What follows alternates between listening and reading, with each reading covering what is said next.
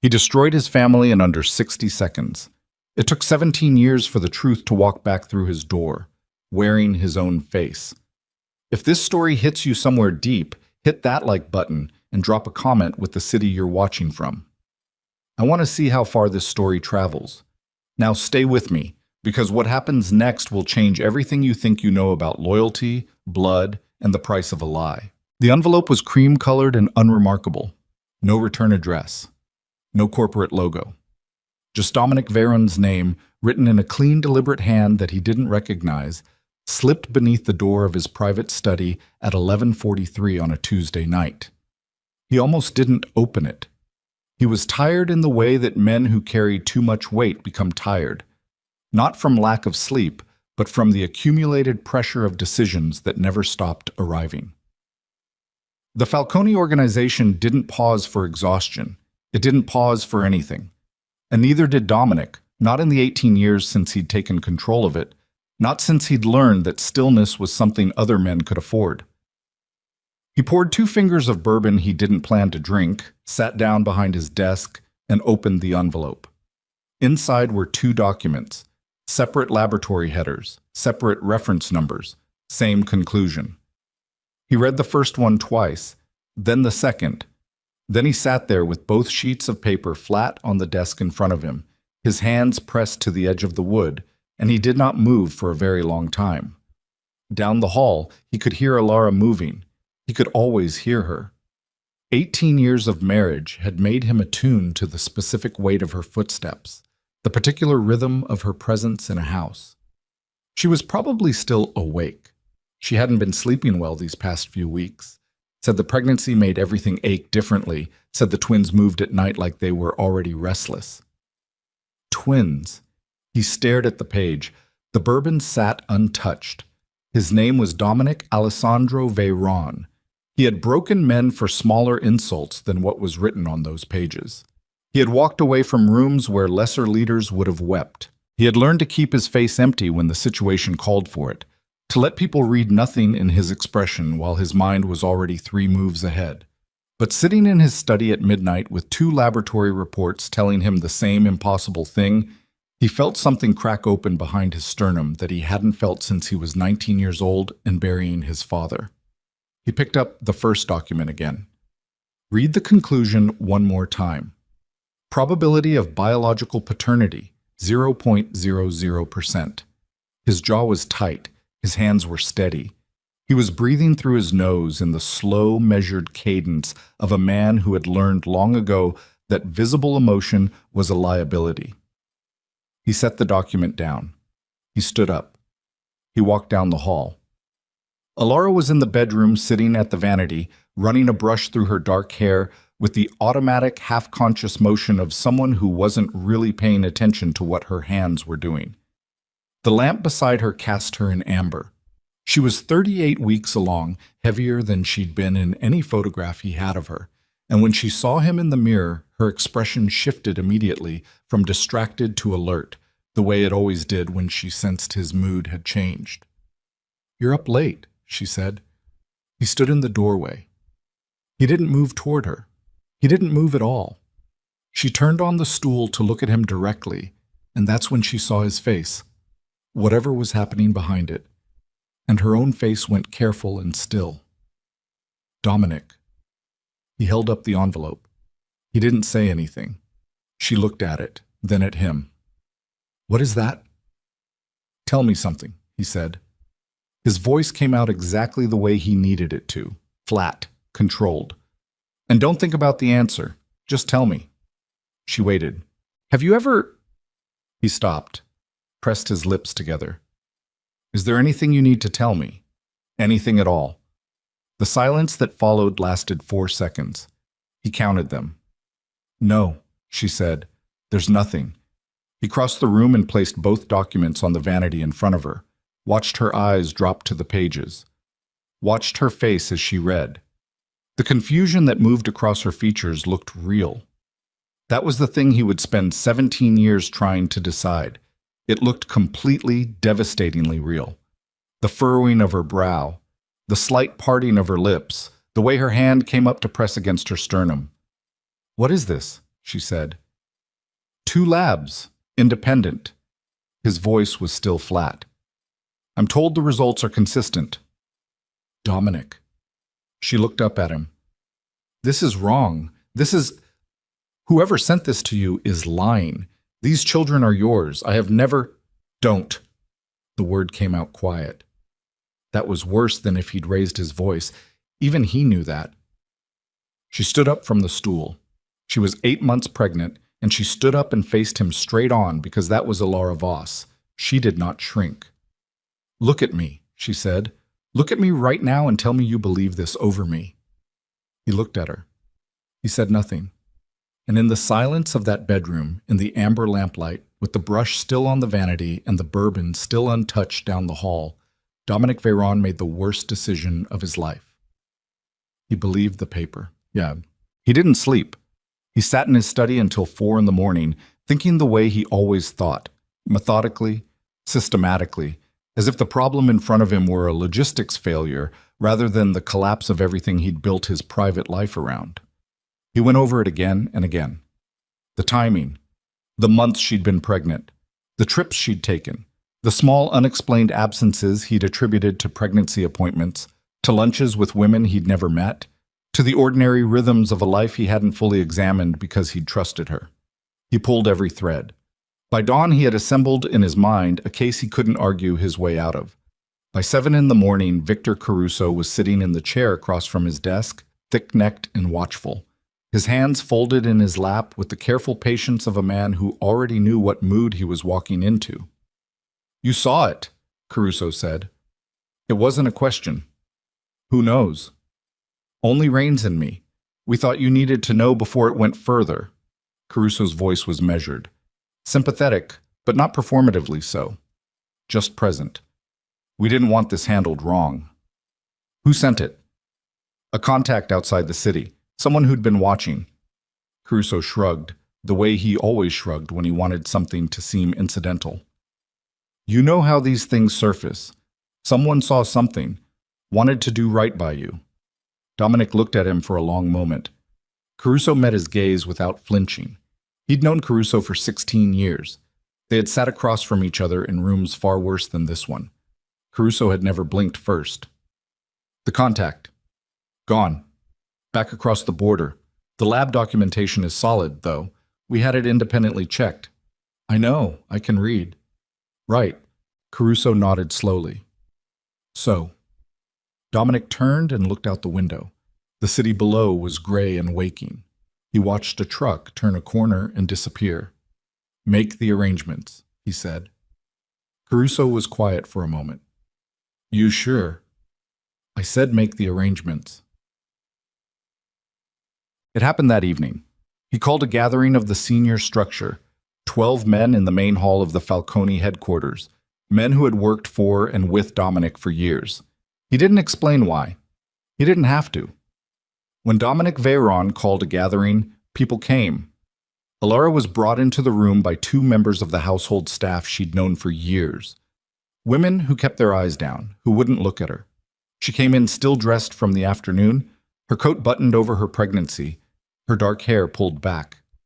She looked at the assembled men and then at Dominic, and her face did the thing it always did when she was processing danger. It went very, very calm. He stood in the center of the room. He was wearing a gray suit. He looked like himself, composed, authoritative, controlled. No one in the room would have been able to see what it was costing him to stand there like that.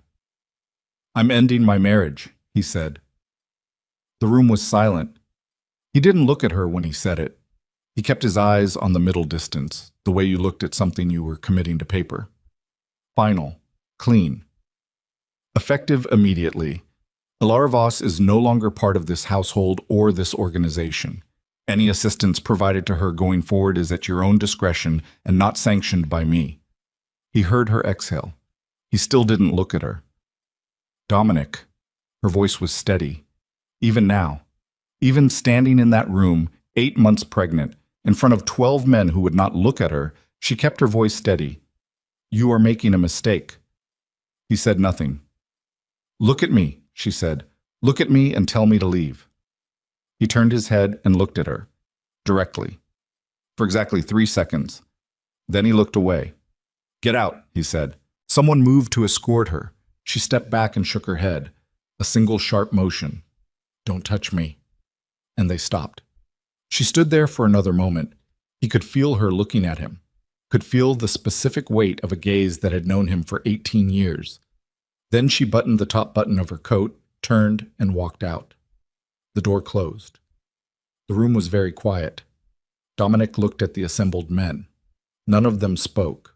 Several of them, the older ones, the ones who'd known Alara for years, had expressions they were working hard to keep neutral. "We're done here," Dominic said. "Check." She left that night. She took a single bag, clothes, documents, a photograph from the first year of their marriage that she'd kept on the nightstand.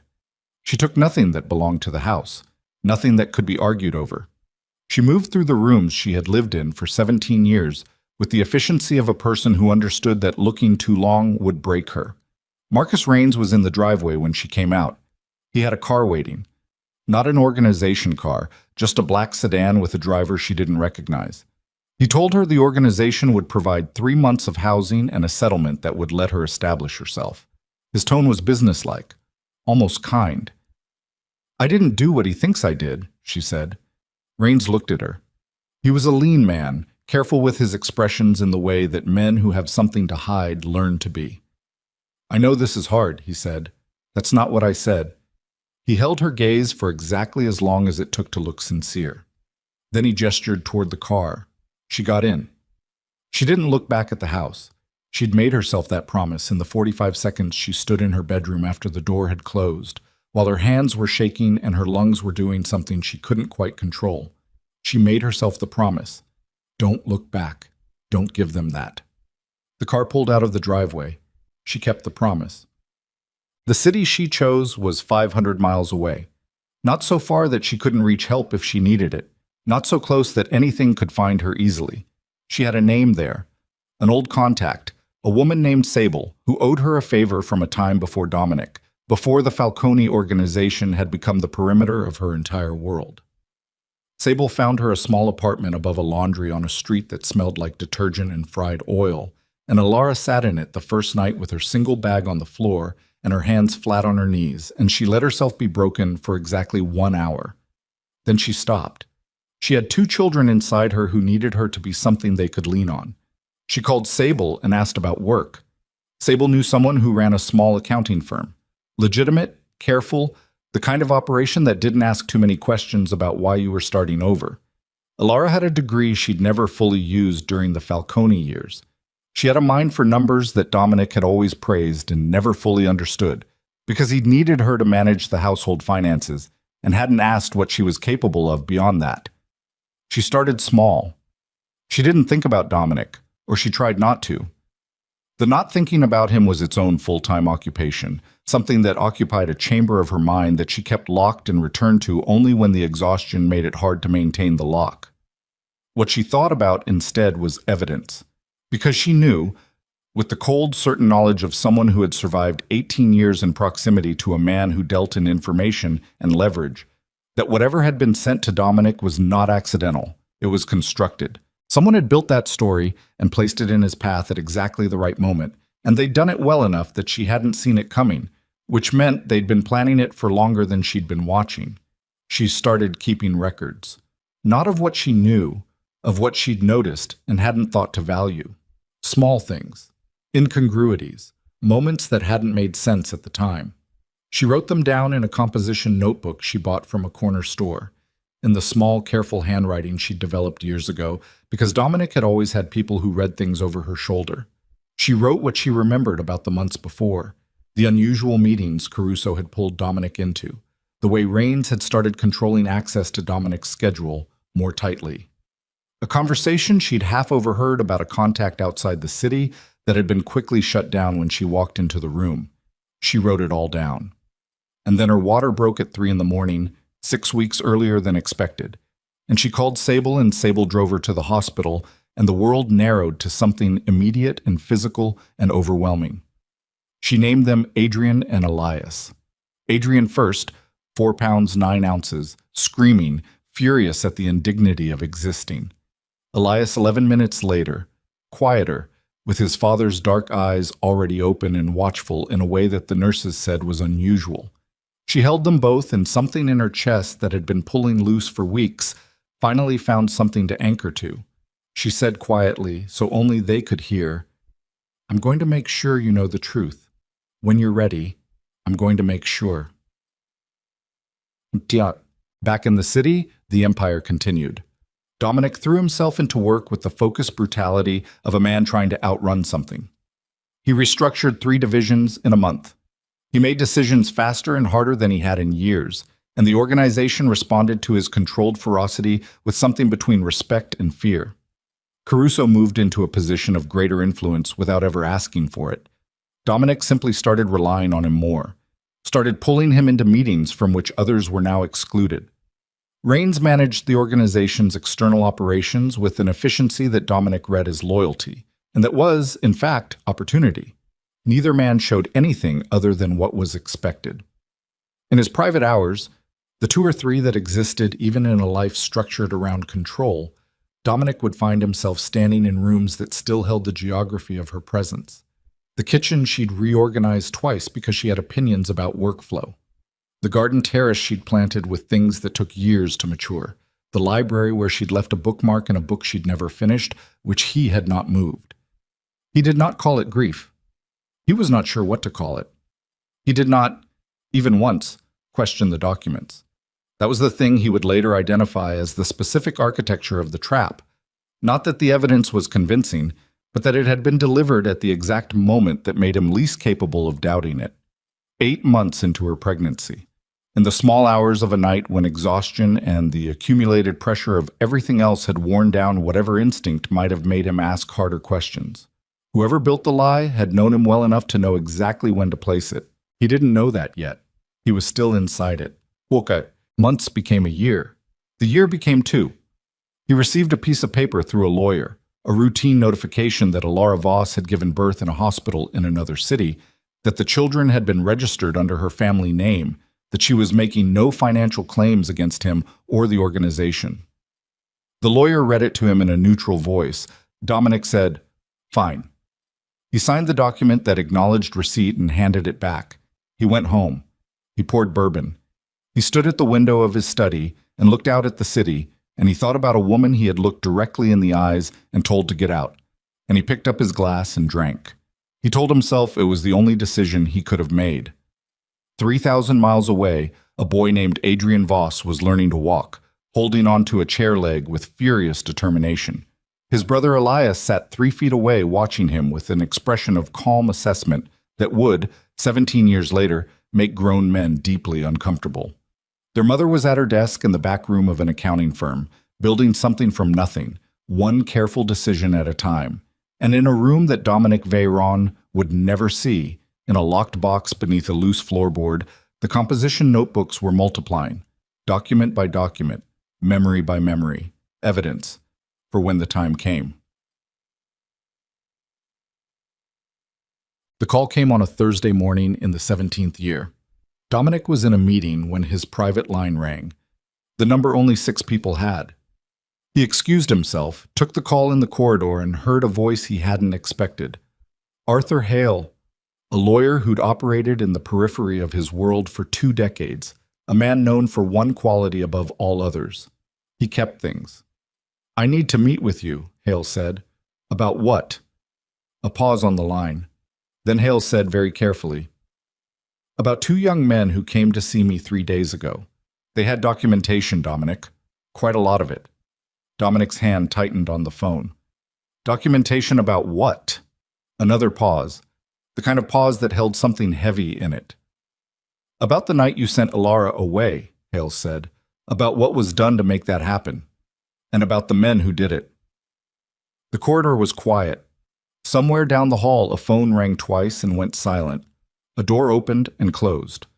The ordinary sounds of an ordinary Thursday morning inside an empire built on control. Dominic stood in the corridor with his phone against his ear, and for the first time in 17 years, something shifted in the carefully maintained architecture of what he believed. "Where are you?" he said. My office. But Dominic, Hale stopped. Then, prepare yourself. These two young men, they have your jaw, they have your eyes, and they have their mother's evidence. The call ended. Dominic stood in the empty corridor for a long moment, the phone still in his hand, the meeting still in progress 20 feet away. For the first time in 17 years, he questioned the paper. Dominic Veyron drove himself to Arthur Hale's office. That alone was unusual enough that his driver, a careful man named Brennan, who had worked for the organization for 9 years, stood beside the car in the underground garage and watched his employer take the keys with an expression that asked a question he knew better than to speak aloud. Dominic didn't explain. He took the keys, got in, and pulled out of the garage without looking in the rearview mirror. He needed the 20 minutes alone. Hale's office was in a building that had seen better decades. A narrow limestone structure on a side street that the city's development boom had somehow forgotten. The lobby had marble floors worn pale in the center from decades of foot traffic, a single elevator with a brass gate, and a security desk occupied by a man who was old enough to remember when this neighborhood had been something. Dominic took the elevator to the 4th floor. The gate closed behind him with a sound like a lock engaging. Hale was waiting at his door.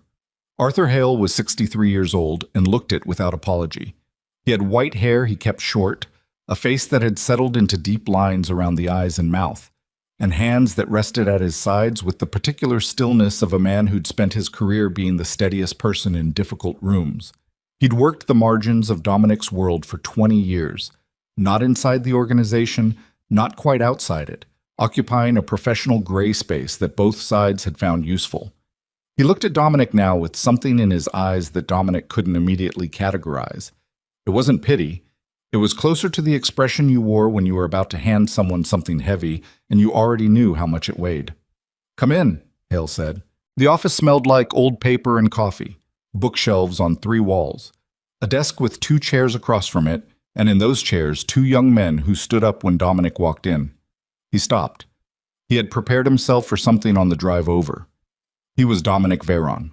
Preparation was the only liturgy he'd ever practiced, the only ritual that had never failed him. He had spent 20 minutes in traffic arranging himself for what Hale had implied over the phone, telling himself it could be any of half a dozen things, telling himself not to assume, not to react before he had information. None of that preparation survived the first 3 seconds of looking at them. The taller one on the left was lean, dark-haired, with a jaw that carried tension the way Dominic's always had. Not clenched, but set, permanently, like a door held shut by muscle memory rather than deliberate effort. He was looking at Dominic with an expression that could have meant anything. His hands were at his sides. The one on the right was quieter in some fundamental way that had nothing to do with movement or noise. He was watching Dominic the way you watch something you'd been studying for a long time, and had finally gotten in front of, with the specific attention of a person cataloging the distance between expectation and reality. His eyes were dark. They were Dominic's eyes. He understood that within the first second and spent the next 2 seconds not accepting it. Nobody spoke. Hale cleared his throat. Dominic, this is Adrian and Elias. A pause. Voss? The taller one, Adrian, said nothing. His jaw tightened a fraction. Elias continued watching with that unbearable calm. Dominic said, Sit down. It came out more clipped than he intended, more like an order than anything else. Adrian's chin lifted.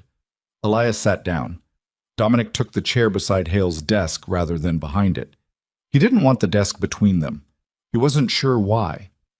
He put his hands on his knees and looked at the 2 young men across from him and kept his breathing even. Hale said you had documentation, he said. Adrian said, We do.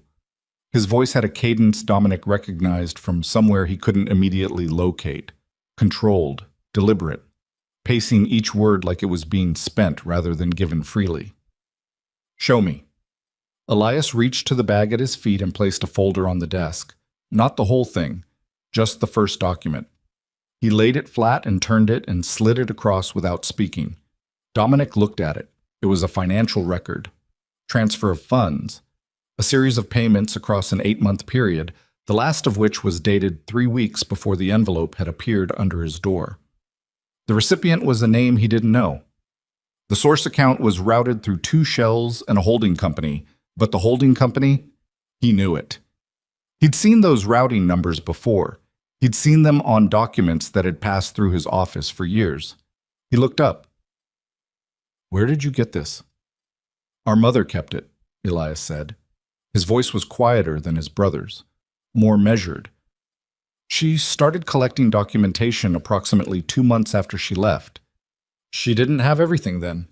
She spent the next several years acquiring what she could through contacts she trusted." "What contacts?" "People from before your marriage. People who knew her independently." Dominic turned to Hale. "You've seen all of it?" Hale nodded. 3 days ago. That's when they came to me." He interlaced his fingers on the desk. "Dominic, I need to tell you something before we go further. I've had my own files on this situation. Not everything.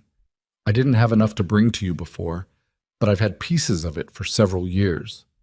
The room temperature seemed to drop. "Several years," Dominic said. "I wasn't certain enough. The risk of coming to you with incomplete evidence against the men involved was considerable." Hale held his gaze. "I know that's not a satisfying answer." "No," Dominic said. "It isn't." Adrian made a sound that wasn't quite a laugh. "Join the line." Dominic looked at him. "You have something to say. Say it." "I have a lot of things to say." Adrian's voice stayed controlled, but something in it had an edge that Dominic recognized as barely managed. "I've been thinking about what to say to you for about 3 years, since my mother first told us the truth. So yes, I have things to say. But right now the thing that matters is whether you can look at this evidence and actually see it, or whether you're going to do what you did 17 years ago and look straight at the truth and choose something easier." The office was very quiet. Hale looked at his hands. Elias watched his brother with an expression that suggested this wasn't the first time he'd witnessed Adrian walk directly into a wall and wasn't certain it was a good idea, but had stopped trying to prevent it. Dominic looked at Adrian for a long moment. The jawline, the set of the shoulders, the specific way he held tension in his body, like he was always about to move but was choosing not to. "Put the rest of it on the table," Dominic said. They were there for 2 hours. Elias laid out the documentation piece by piece in a sequence that suggested he'd organized it deliberately. Not chronologically, but architecturally, each document connecting to the next one in a way that built a structure you couldn't argue with once you saw the whole shape of it. He explained each piece in the same quiet, precise voice, without drama, without editorial, just, "This is what this is where it came from, this is what it connects to." The payment records came first. 17 months of transferred funds to an individual who, Elias explained, had run the contact lab that produced the first DNA report. The man no longer existed. The name was a construction, and the construction had been dismantled about 4 months after the envelope appeared under Dominic's door. Then the second lab. The second laboratory that had produced the confirming report, the one that had made the evidence seem airtight, 2 independent institutions reaching the same conclusion, had not in fact been independent. It was a subsidiary of a holding company that Elias placed a document about on the desk, and the holding company's beneficial ownership traced through 3 layers of corporate structure to a name Dominic knew. Rains. Marcus Rains had owned the second laboratory through a chain of entities that had been specifically constructed to obscure that ownership. The chain was not impenetrable. It had taken Alara Voss the better part of 4 years to trace it, using contacts in 3 cities, spending money she didn't have in the early years and carefully accumulating in the later ones. But it was there, documented, evidenced. Dominic sat with this information and did not speak for a while.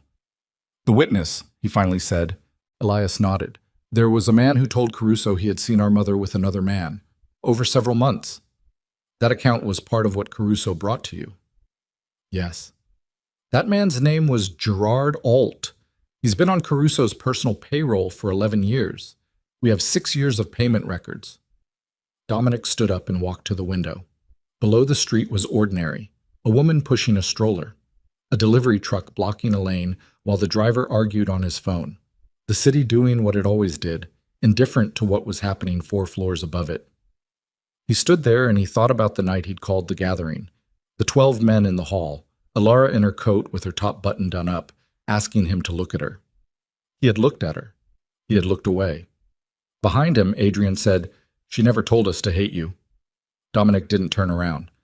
"We asked her, when we were old enough to understand the shape of the story, we asked her why she didn't tell us to hate you." Adrian's voice had lost some of its edge. Not all of it, just the top layer, the one that had been carrying the last 3 years of preparation. What was underneath it was raw. She said hatred was a weight she wasn't going to put on us. She said you were our father whether or not you knew it, and she was going to let us decide what to do with that. The delivery truck below finally moved. The lane cleared. "She's gone," Elias said. Not as a weapon, just as a fact that needed to be in the room. Dominic turned around. "When?" he said. 4 months ago." Elias held his gaze. "Illness. She'd been ill for about 14 months. She told us about all of this when she knew she was running out of time." He paused. "She gave us the box with the documentation. She told us what she knew and what she suspected and what she'd been able to prove. And she gave us a choice." "What choice?" "Whether to come here at all." Elias picked up one of the documents from the desk and set it down again, a small, precise movement. "She made it clear it was ours to make. She said she hadn't spent 17 years building evidence so that we would feel obligated to use it. She said we could burn all of it and go on with our lives and that would be fine." "But you didn't," Dominic said. "No." Elias looked at him directly. "We didn't." Adrian was looking at the floor. Something was working in his jaw. He looked up and said, "I want to be clear about something. We didn't come here for you. We came here because the people who did this are still operating. They're still in your organization, and whatever I think of your choices 17 years ago, that matters. What they did matters independently of everything else." Dominic looked at his sons. That word, sons, moved through him in a way he didn't have a name for. "You have all of this," he said. "The originals." "Yes." "And copies." "In 3 separate locations," Elias said. He almost smiled. He stopped it. "Your mother's idea." Elias held his gaze. "Yes." Goshid. The meeting ended. Dominic told them to come to the main house the following morning. He gave them an address. He told Hale to have his copies secured and not to discuss this with anyone. He drove home. He went directly to his study and sat in the same chair where he'd sat 17 years ago with the envelope open on the desk in front of him. He sat there in the dark for a long time. He didn't turn on the lamp. He didn't pour anything. He thought about Marcus Raines. He thought about Victor Caruso. He thought about 16 years of proximity, 16 years of meetings and decisions and trust that had been placed with the confidence of a man who believed he understood the people around him. He thought about Caruso sitting in that chair directly across the desk, with his hands folded and his voice measured and his face perfectly calibrated to sincere, saying, "We thought you needed to know before it went further." The rage, when it arrived, was not loud. That was the thing about Dominic's anger. It had never been loud. It was the quiet kind, the kind that settled into the musculature and stayed there, that turned patient and precise rather than explosive. He'd frightened people more with stillness than he ever had with noise. He sat in the dark and let it settle.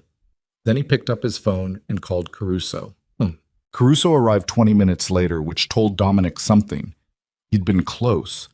Maybe already moving, already sensing something had shifted in the atmosphere of the organization, the way experienced men sometimes did, through channels invisible to anyone who didn't know where to put their fingers.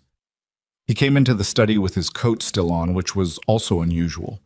He looked at Dominic sitting in the dark and reached for the lamp. "Leave it," Dominic said. Caruso left it. He took the chair across the desk. He looked comfortable. He always looked comfortable. "You called," he said. "Tell me about Arthur Hale." A fraction of a second, that was all.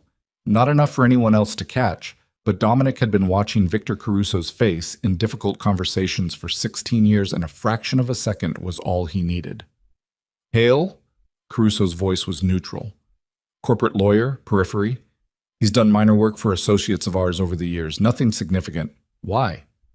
He reached out to me today. About? Old business.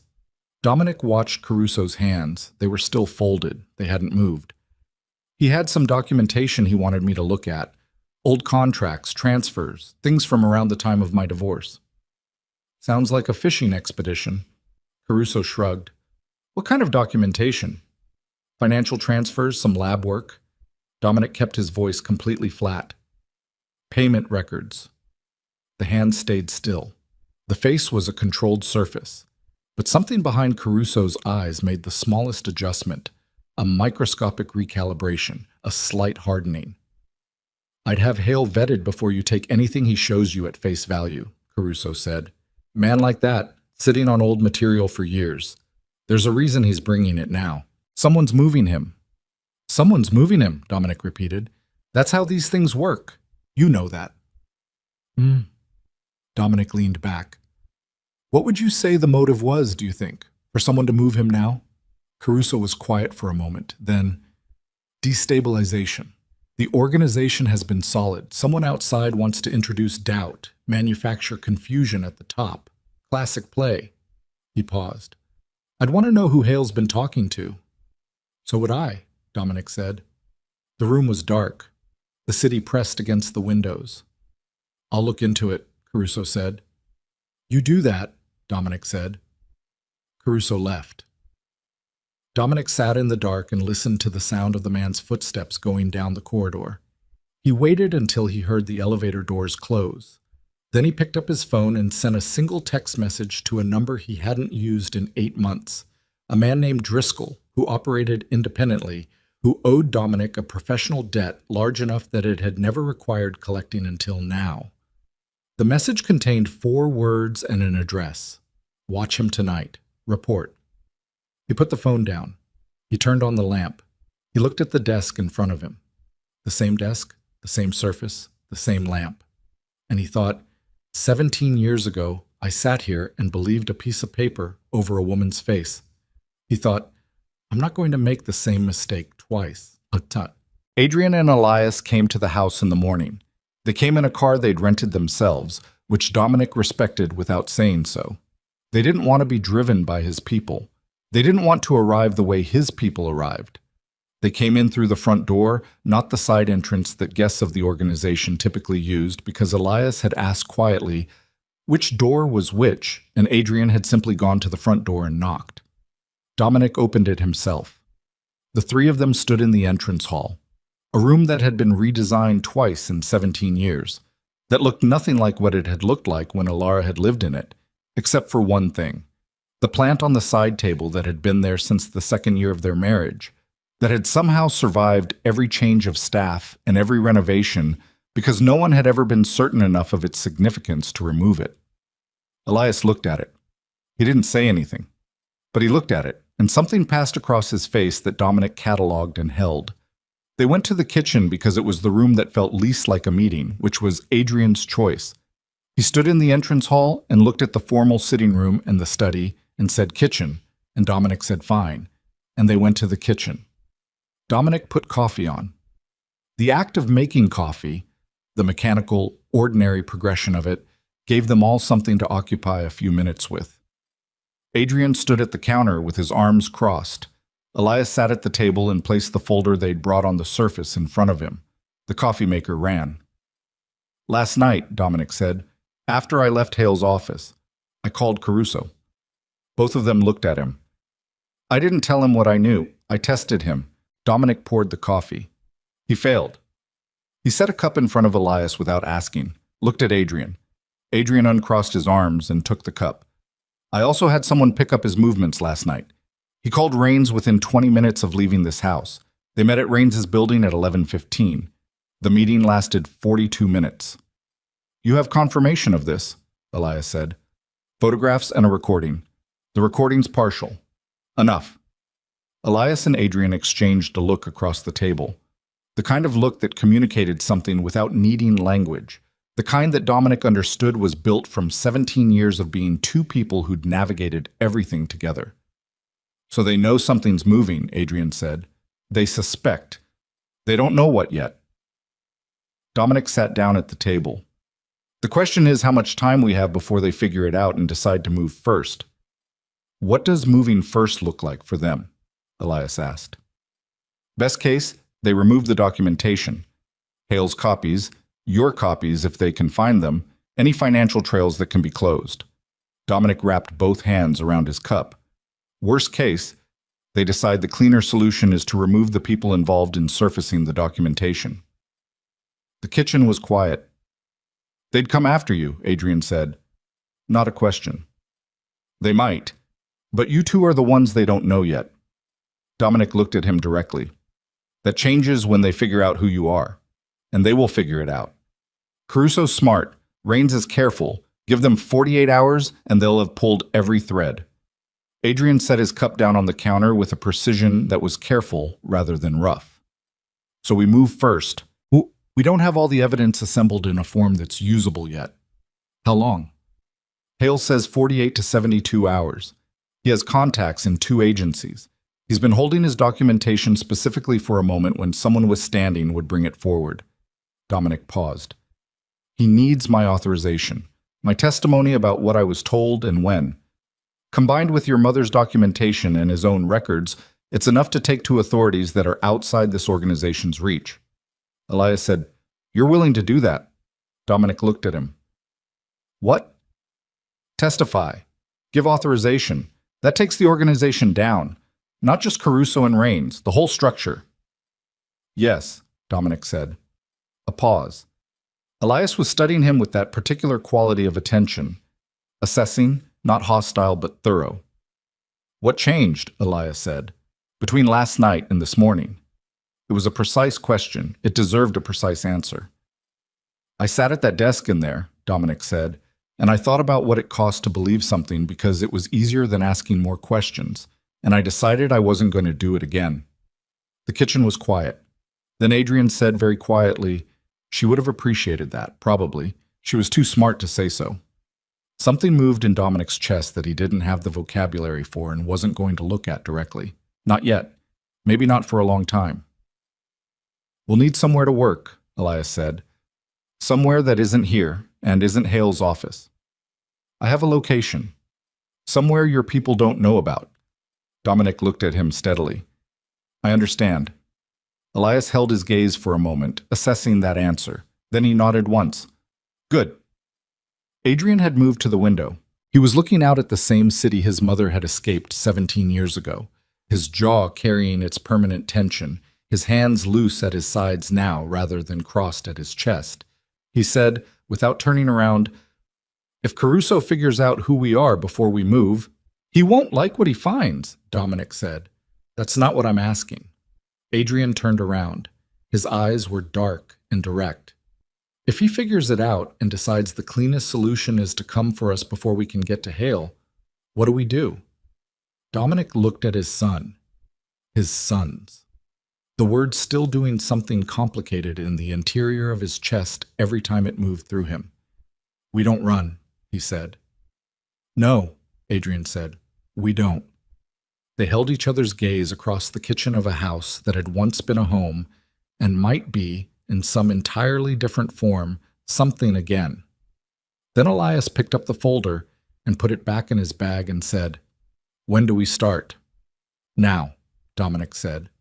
He stood up, and at that exact moment, his phone buzzed on the counter behind him. He reached back and picked it up and looked at the message from Driscoll. It was 4 words. They found the boys. Dominic read the message twice. He didn't read it a third time because he didn't need to.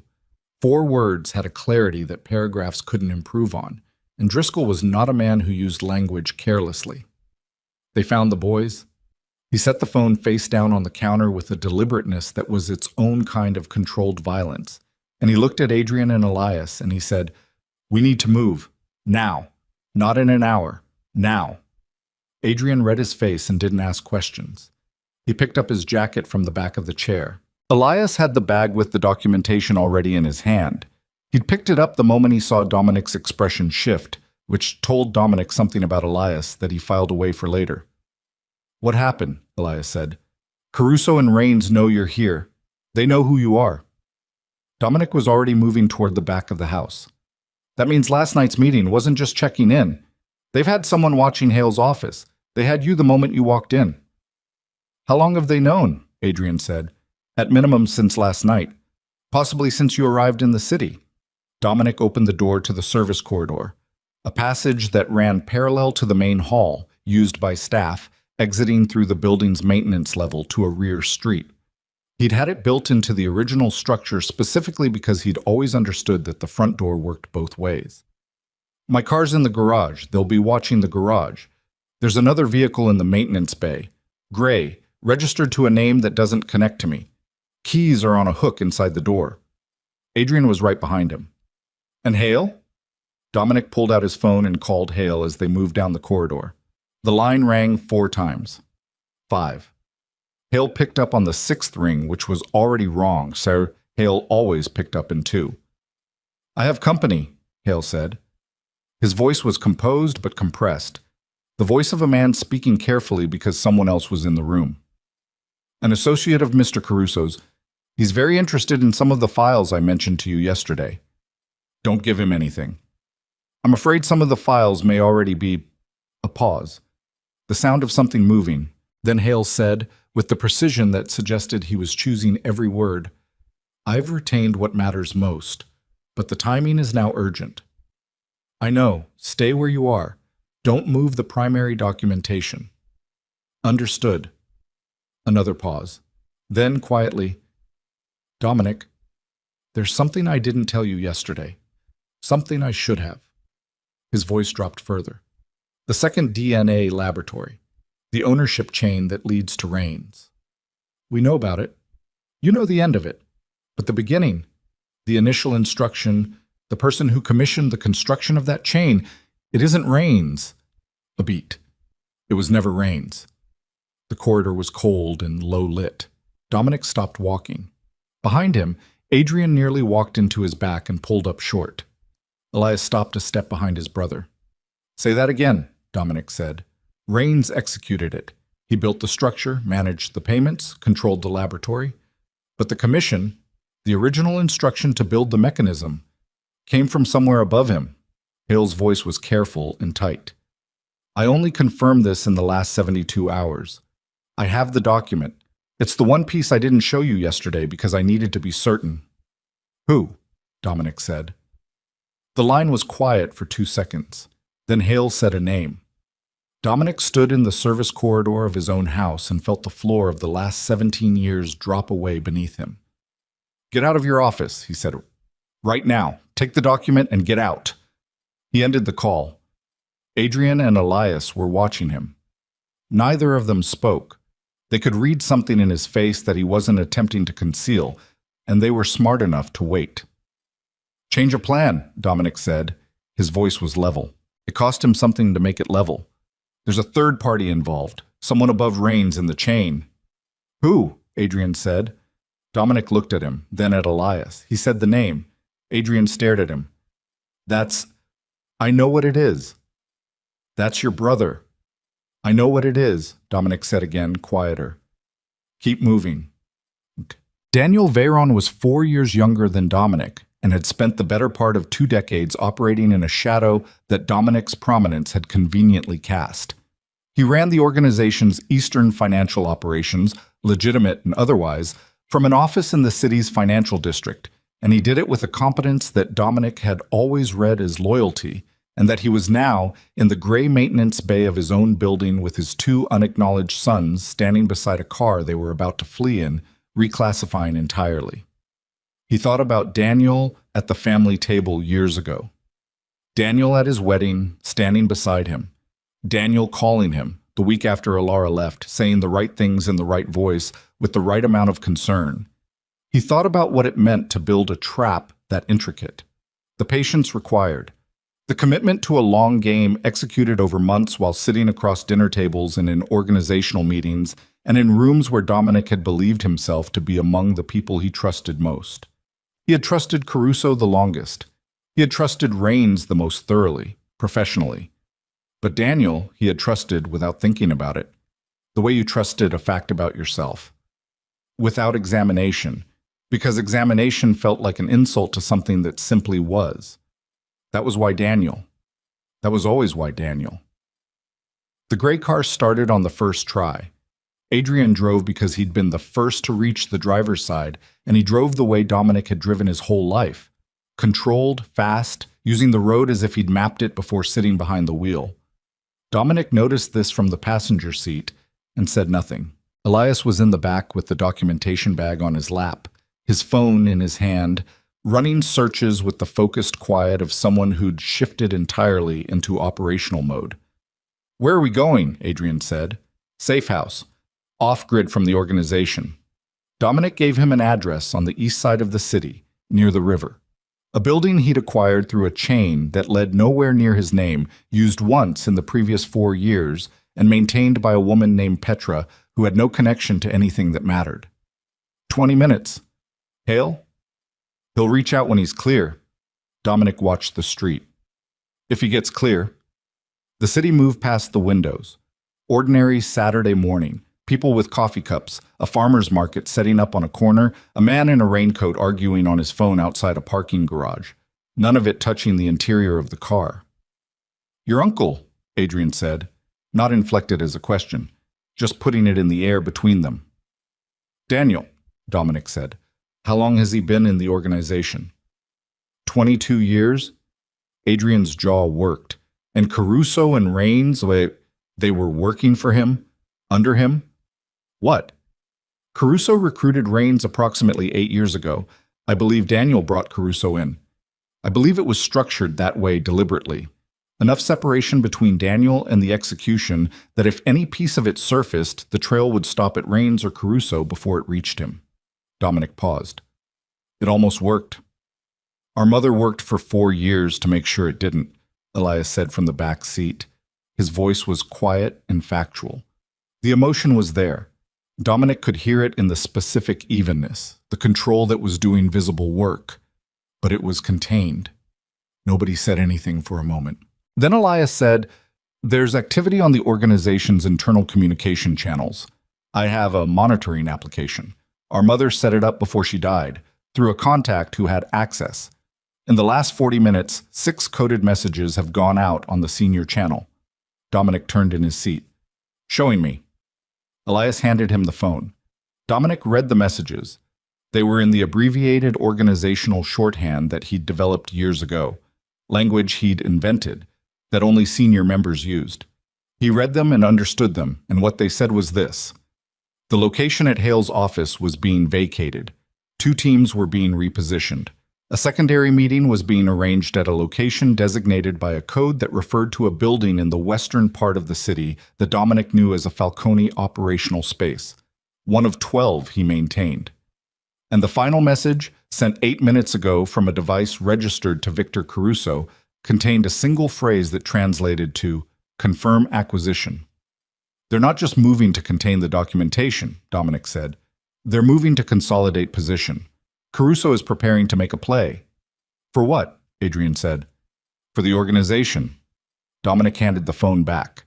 "If they can discredit me, remove me, whether through exposure of past decisions or other means, and if the documentation against them is eliminated, then the transition is clean. Daniel steps in. Caruso manages the internal structure. Raines handles the financial architecture." The city kept moving outside the windows. "They were always going to do this," Elias said. "We accelerated the timeline, but this was always the plan." Dominic looked out through the windshield.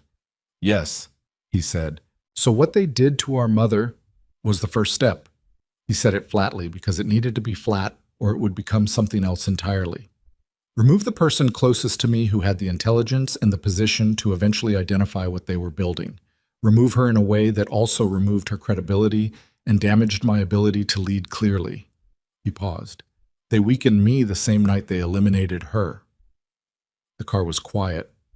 Then Adrian said, very low, "And it worked."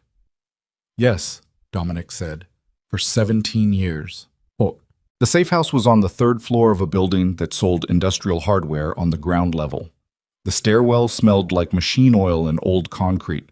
Petra met them at the door, a compact woman in her 50s with gray-streaked hair and the watchful, economical movements of someone who'd spent years being useful in situations that didn't get discussed publicly.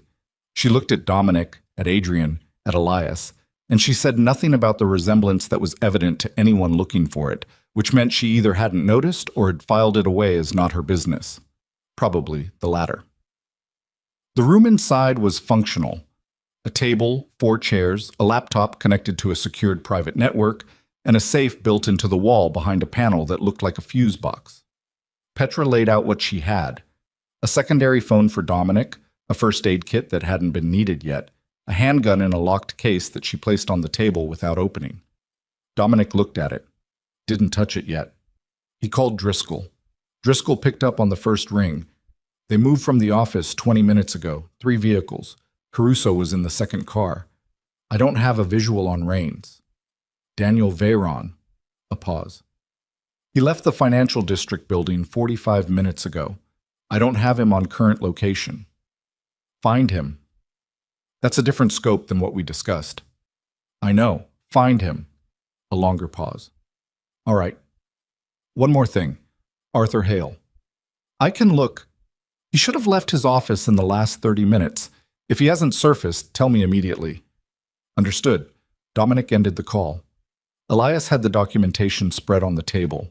He was cross-referencing pieces of it against information on the laptop, comparing financial records against the organizational communication logs that the monitoring application had been pulling for the past month. His movements were precise and continuous, the rhythm of someone who did this naturally, who thought in documentation the way other people thought in images or words. Adrian was standing near the window, not touching the curtain, but positioned to see the angle of the street below without being visible from it. He'd taken that position without being asked, which told Dominic that the life his sons had lived, the one he hadn't been present for, had included enough precautionary thinking that this was instinct.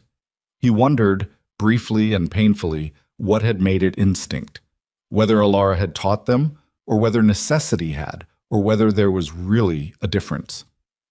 We need the original, Elias said, without looking up from the table. Hale's document. The commission.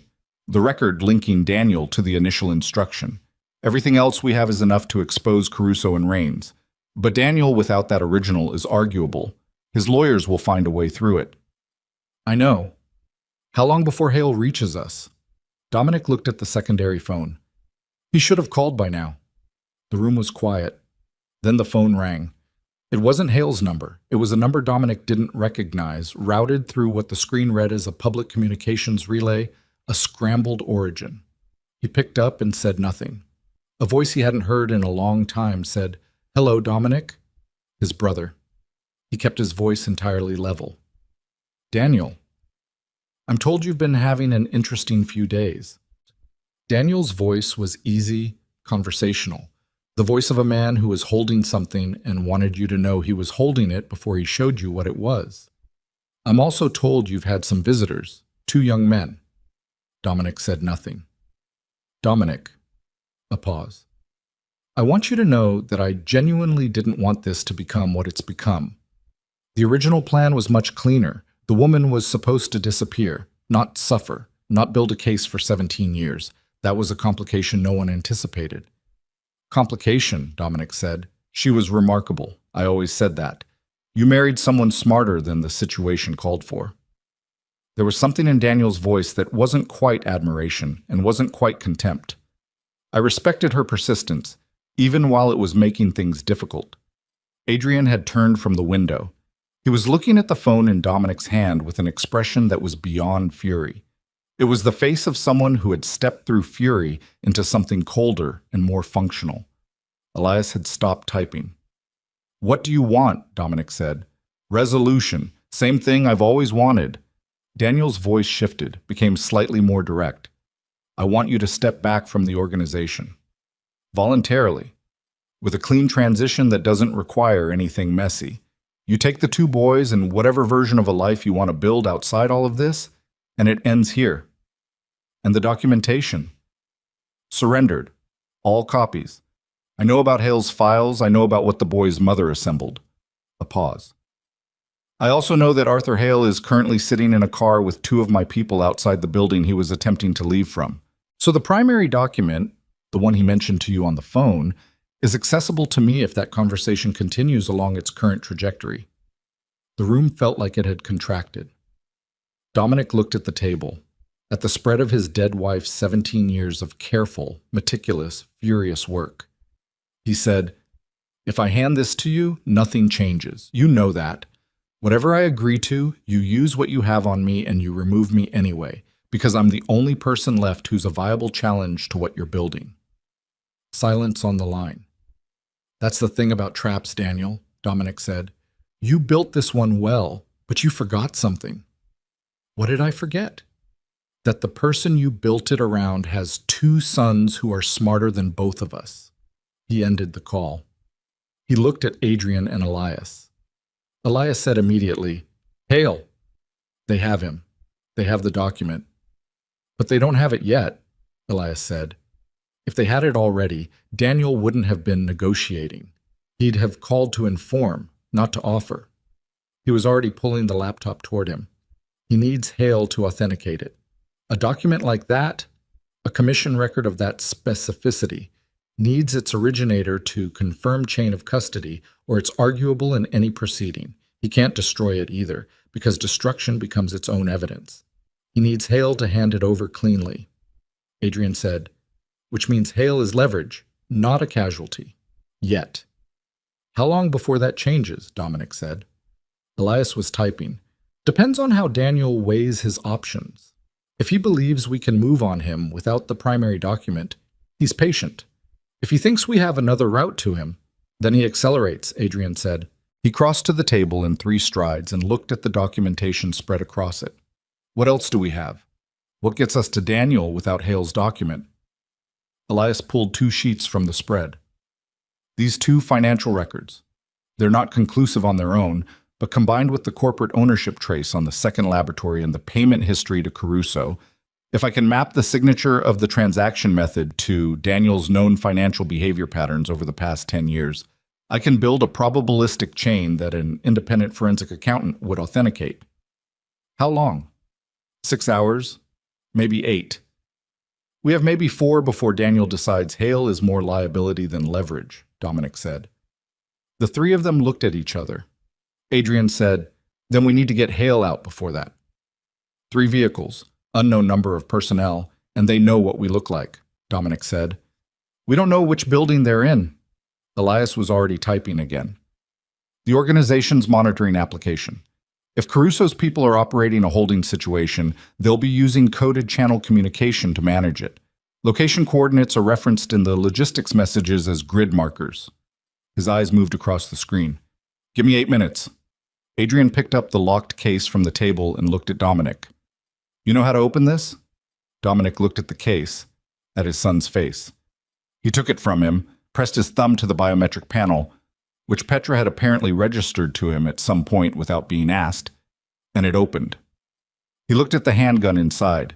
He thought about the last time he'd held one, thought about what kind of man he'd been then, what kind of decisions he'd made with that version of himself. He thought about Alara sitting at a vanity in amber light, asking him to look at her. He picked up the weapon. 8 minutes, he said to Elias. 7 now, Elias said, without looking up. And then Adrian said quietly, looking at the window, "Someone just came through the street door." Dominic was at the window in 4 steps. Below, at the building's entrance, 2 men had come out of a vehicle that had pulled up without headlights. One of them was looking at his phone. The other was looking up at the building's facade. Dominic stepped back from the window. "They found the safe house," he said.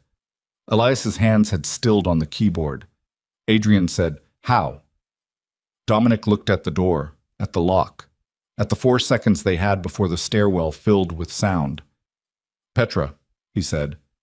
The name landed in the room like something dropped from a height. Adrian looked at him. "She sold us. She sold the location. She didn't know what we were. Just that we were here and someone was paying for it. Dominic moved to the table and swept the documentation into the bag in one motion, looked at Elias. Is there anything still on that laptop that can't be rebuilt? No. Leave it. Come. Elias grabbed the bag. Adrian was already at the back of the room, where Dominic knew because he'd insisted on knowing when he first secured this location 3 years ago. There was a second door behind the shelving unit on the east wall, leading to a fire escape that descended to an alley that connected to a street that was not the street out front. They moved. Behind them, the stairwell door opened. The footsteps on the stairs were fast and not bothering to be quiet, which told Dominic they knew exactly where they were going and had decided speed mattered more than surprise. Adrian had the shelving unit moved before Dominic reached him. It pivoted on a floor track, silent, well-maintained. The door behind it was unlocked. They went through it. The fire escape was iron and cold and descended 4 stories in 2 switchback flights. Adrian went first, then Elias, then Dominic, and they moved down it at a controlled speed because moving too fast on iron stairs made noise, and noise was the one thing they couldn't afford. Behind them, through the wall, they could hear the safe house door opening. They reached the alley. Adrian looked both ways, then moved left, toward the connecting street. Elias was right behind him. Dominic was last, and as he stepped off the fire escape onto the alley floor, his phone, the secondary one Petra had given him, buzzed in his pocket. He didn't stop moving, but he pulled it out and looked at the screen. A message from the number that had just called him. His brother's relay number. 4 words. I have the document. Dominic put the phone in his pocket and kept walking. They reached the connecting street. Adrian scanned it, then turned right. They walked, not running because running was visible, at the pace of people who had somewhere to be, which they did. Half a block down, Elias said quietly, he has Hale's document. I know. Which means everything we have is circumstantial without it. A good defense attorney dismantles it in a week. I know. Adrian stopped at the corner and turned to face both of them. His face was controlled and tight, and absolutely direct. So we have no safe house, no primary document. Hale is in their custody. They know where we are, and Daniel has had time to move Caruso and Rains to positions that are going to be very hard to approach. Yes, Dominic said, and the only way to this ends with them exposed and Hale alive is if we go directly at Daniel before he decides the calculus has changed. Dominic looked at his son. There's one thing Daniel doesn't know, Dominic said. He thinks the primary document is the linchpin. He thinks without it we can't move on him. He paused. He doesn't know that your mother didn't send you here with 1 box of evidence. Adrian and Elias both went still. Dominic reached into the inside pocket of his jacket and produced a small sealed envelope, the kind used for secure document storage, acid-free, the seal unbroken. His name on the front in handwriting he hadn't seen in 17 years, but recognized instantly, the way you recognize things that had been learned before you understood you were learning them. He had found it in his study that morning, placed beneath the plant that had survived every renovation, placed there by someone who had known he would find it, someone who had known this house, this plant, this man, well enough to know exactly where to leave something that needed to reach him. He held it up. She was here, Elias said. Not a question. Before she died. Dominic looked at the envelope. 4 months ago. Adrian stared at it. She came back. She left something for me. Dominic's voice was steady.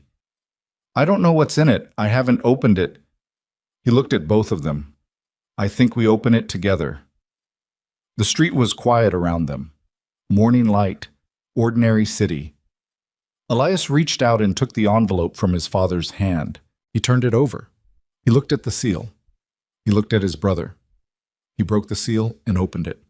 Inside was a single folded sheet of paper, and behind it something that had been photographed and printed on archival stock, a document they had never seen before. In handwriting they both recognized from years of their mother's meticulous records, annotated in the margins in her small, careful hand. Elias read it. His face changed. He looked up at Dominic, then at Adrian, and what was in his expression was something none of them had had access to, since they'd walked into Arthur Hale's office 2 days ago. "She didn't send us here with one box," Elias said. He held up the printed document. "She sent us here with two." The document was a transfer of authority, not financial, not corporate, organizational, the kind of internal instrument that the Falcone structure used to legitimize command decisions, written in the specific legal adjacent language that Daniel Veyron had developed over a decade of quietly building the architecture of succession. It was dated 14 months ago. It bore two signatures, Daniel's, and beneath it, in the handwriting of a man who had not known what he was signing, Victor Caruso's. What it authorized in the bloodless language of organizational bureaucracy was the transfer of operational command of the Falcone Eastern financial structure from Dominic Veyron to a holding entity that traced, through the same three-layer corporate chain that Alara had spent years documenting, directly to Daniel. It was the blueprint, not evidence of what had been done 17 years ago, evidence of what was being done now, a living document, active, already partially executed. The financial transfers that Elias had been cross-referencing for the past 12 hours suddenly had their framework. The anomalies in the Eastern accounts weren't historical traces of an old crime. They were the current mechanics of an ongoing one.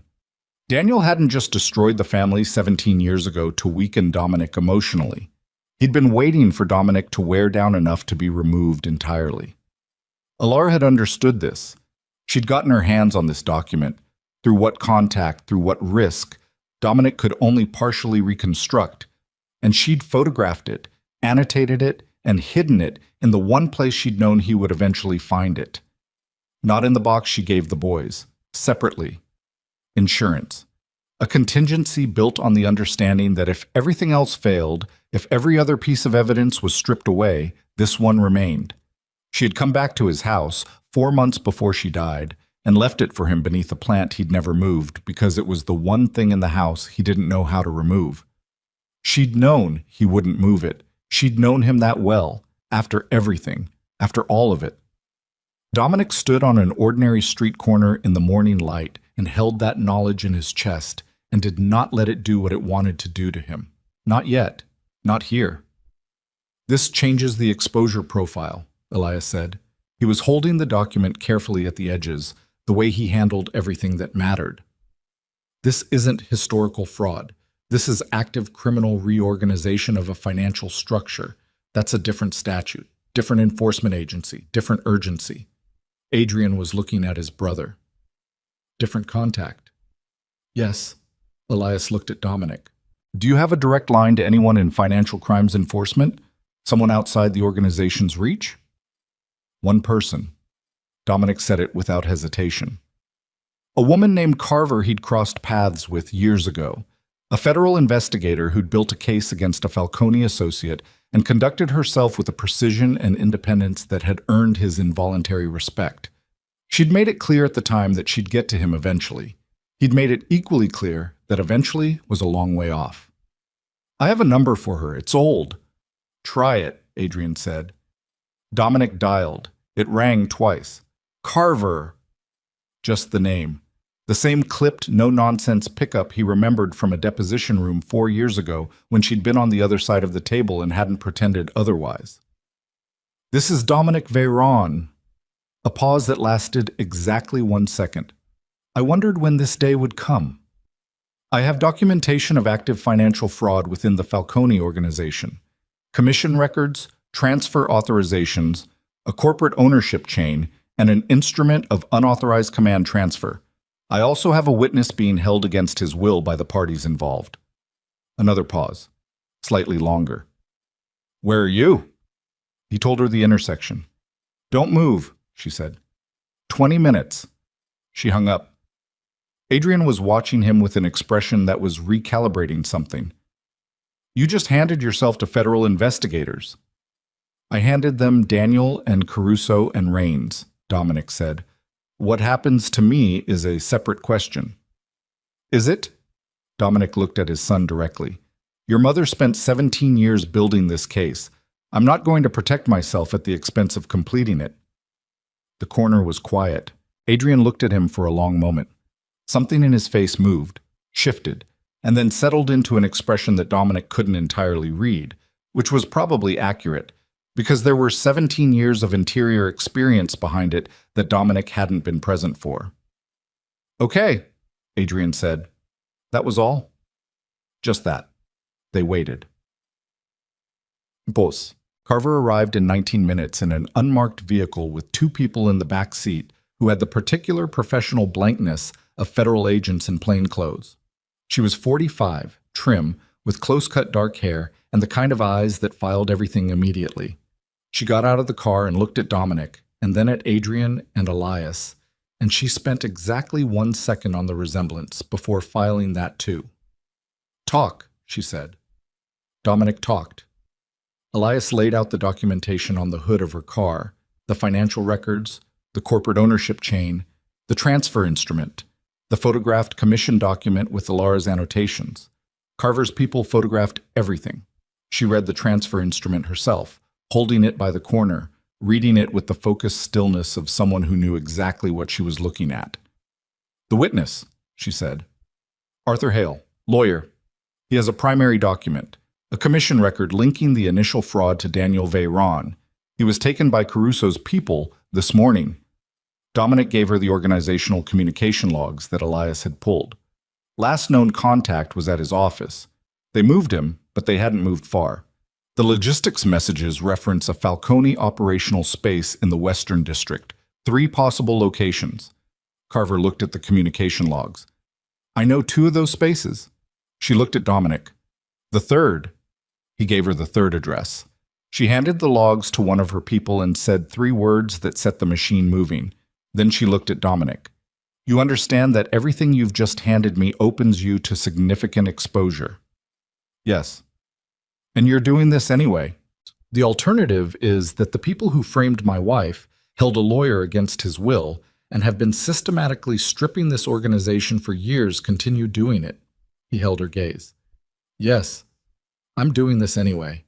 Carver looked at him for a moment, then at Adrian, then at Elias. "Get in the car," she said. They moved fast. Carver coordinated from the vehicle while one of her people drove and the other maintained contact with 2 separate teams that were already positioning on the 3 Western District locations. The communication was clipped, professional, the language of people who had done this before and understood that the window between a situation being manageable and it becoming a disaster was usually measured in minutes. Elias was in the back seat with the documentation, reorganizing it in a sequence that would make it most immediately useful to investigators. His movements were economical and continuous. Adrian sat beside him, watching the city move past the window, very still. Dominic was in the front passenger seat. He watched Carver work and thought about Daniel. He thought about the specific mechanics of how a man who'd sat at his table for 22 years had built this, the patience it required, the long view. In a different context, with different ends, it would have been something he recognized. He'd built the Falcone organization on the same principles, not emotional, not reactive, but architectural, patient, designed to outlast any single obstacle. Daniel had simply applied those same principles to the destruction of his brother's family. He thought about Alara coming back to the house, walking through rooms she'd been cast out of 17 years earlier, finding the plant, placing the envelope beneath it, walking back out.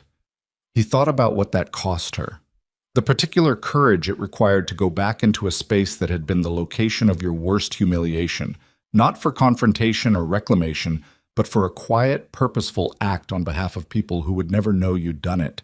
He thought about her dying 4 months later. He looked out the windshield at the street. Carver's radio crackled. "Location 2 is confirmed active. 3 vehicles on site, 2 sentries visible at ground-level entrance." Carver looked at Dominic. "That your Western District space?" Cross-referenced the address. She read it. He said, "Yes." She keyed her radio. "Move to stage 2. Hold on my signal." The car turned west. The building was a converted warehouse 3 blocks from the river. The Falcone organization had used it for 12 years, cycling through its purpose as operational needs shifted. Storage, meetings, occasionally housing people who needed to be somewhere quiet for a period. Dominic had not been inside it in 2 years, which meant the personnel there would be Caruso's people specifically, the inner layer. Carver's team was already in position when their vehicle pulled up a block away. She put her hand up and they stopped. "I need to know," she said, turning to Dominic. "Hale's inside. I have 3 people on the perimeter and a team ready at the entrance. If Caruso's people inside decide this is a moment for destruction rather than extraction, they won't," Dominic said. "Caruso needs Hale viable. He needs him to authenticate the primary document cleanly. Hale dead or damaged is worse for him than Hale released." "You're certain?" "I know how Caruso thinks. He's been doing this inside my organization for 16 years. Carver studied him. Then she keyed her radio and gave the signal. Everything happened at once. The front entrance team moved. The perimeter team moved. Carver's vehicle pulled forward. Dominic heard the controlled, rapid sounds of a professional operation, not chaotic, not loud, but absolutely relentless. The sounds of doors and feet and voices giving commands in the clipped language of people who were past the point of asking. Adrian's hand was on the door handle before the vehicle fully stopped. Dominic put a hand on his arm. "Wait," he said. Adrian looked at him. The tension in him was visible. Not panic, not recklessness, but the barely managed forward pressure of someone who'd been running toward this for 3 years and whose body had not caught up to the instruction to pause. "Wait," Dominic said again, quieter. They waited. 40 seconds. Carver's radio. "Building secure. 3 individuals in custody. Witness located, 2nd floor, unharmed." Adrian released the door handle. He sat back. He put his hands on his knees and he breathed. Elias said nothing. He just put his hand on his brother's shoulder for a moment and then removed it, which was its own complete communication. Carver got out. Dominic got out. They went in. Tuts. The inside of the building was exposed brick and industrial lighting, and Arthur Hale was sitting on a folding chair on the 2nd floor with his jacket folded across his knees and his expression that of a man who had been waiting with considerable patience in very trying circumstances. One of Caruso's people, a younger man who had the specific look of someone who'd just realized that the situation he was managing was significantly above his operational level, was sitting on the floor with his hands secured, looking at nothing in particular. Hale stood up when he saw Dominic. His eyes moved to Adrian and Elias, and he held that for a moment with the expression of a man recalibrating the emotional weight of the scene in front of him. "You're all right," Dominic said. "I'm all right." Hale straightened his jacket. He looked at Carver. "You have something to show her." "We have several things to show her," Elias said. Hale looked at him, a slight smile at the corner of his mouth, the contained kind. "Your mother would have liked this moment." Elias said, "I know." "The primary document," Dominic said. Hale reached into the inside pocket of his jacket. He produced an envelope that he had apparently managed to hold on to through the last several hours through the specific stubbornness of a man who'd spent 40 years deciding what mattered enough to hold on to. He handed it to Carver. She opened it. She read it. She looked at Dominic. "Daniel Veyron." "Yes." "He's in the city?" "He was 40 minutes ago." She was already on her radio. They found Daniel Veyron at his office in the financial district, which was either confidence or miscalculation, and with Daniel you could never be entirely certain which. He was behind his desk when Carver's people came through the door, and he looked at them with the composed, attentive expression of a man who'd been expecting something and was now assessing whether what arrived matched his expectations. Dominic came through the door behind Carver. Daniel looked at him, and something in his face shifted. The smallest adjustment, the one that meant the calculation had just changed. And then he composed it back to neutral with the speed of long practice. "Dominic," he said. "Daniel." The office was large, well-appointed, built on the aesthetics of substance without display. The kind of room that communicated that the person in it didn't need to impress anyone. Dominic had always found it admirable. He was seeing it differently now. "I assume this is the moment," Daniel said. "It is." "And these two?" Daniel's eyes moved to where Adrian and Elias had come through the door behind Dominic. He looked at them with the assessment of a man who had known they existed for 48 hours and had been doing his own calculations. "Ilara's sons." My sons, Dominic said. Something crossed Daniel's face. Not guilt, not remorse. Something more complicated and less satisfying. The expression of a man encountering the consequence of a decision he'd made with full awareness and had now lost control of. She was a problem, he said. From the beginning, she was a problem. Not because of who she was, because of what you became with her. You were softer, less decisive. She was changing the direction of everything. So you destroyed her. I protected the organization. Daniel's voice was still level. What I built here, the financial structure, the Eastern operations, that was 20 years of work. You were going to walk away from it. She was going to take you somewhere else, and you were going to let her. I didn't know that, Dominic said. You didn't know a lot of things. Daniel leaned back in his chair slightly, the gesture of a man who was accepting the room's terms without accepting responsibility for his presence in it. The boys. What do you want me to say? That I regret what happened to them? They had a life. She gave them a life. They're standing here, which means she did something right. Adrian said from the doorway, Don't. Daniel looked at him. His eyes moved across Adrian's face with something that might have been, in another context, acknowledgement. You have her eyes, he said. And his jaw.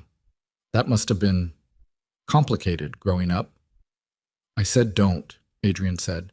His voice was quiet, absolutely quiet, the kind of quiet that had nothing below it except control that was doing maximum work. Carver stepped forward. Daniel Veyron, you're being detained for questioning in relation to... Daniel held up one hand, not in resistance, in the gesture of a man indicating he understood the terms. I know the procedure, he said. I've been watching it applied to other people for 20 years. He stood up from behind the desk with the measured movement of a man who intended to walk out of the room upright, and did. He looked at Dominic. You'll testify. Yes. Against your own brother. Against the man who framed my wife, expelled her from her home while she was 8 months pregnant, and spent 17 years positioning to take everything she'd built her life around. Dominic held his brother's gaze. That man? Yes. Daniel looked at him for a long moment. She really did change you, he said. No, Dominic said. Losing her did. Carver's people moved Daniel toward the door. As he passed Adrian, he stopped, just for a moment, a beat, and looked at him directly. Adrian looked back. The two of them held that for 3 seconds, the son and the man who had stolen his childhood, and then Daniel looked away first and walked through the door. The room was quiet. Elias moved to stand beside his brother. Adrian was looking at the door. His hands were loose at his sides. Something in his posture had released, not relaxed exactly, but set down, the way you set down something you've been carrying too long. Hale came through the door with Carver's people, tucking the lapel of his jacket back into place. He looked at Dominic and then at the boys, and he said, very quietly, "It's done." "Not yet," Dominic said.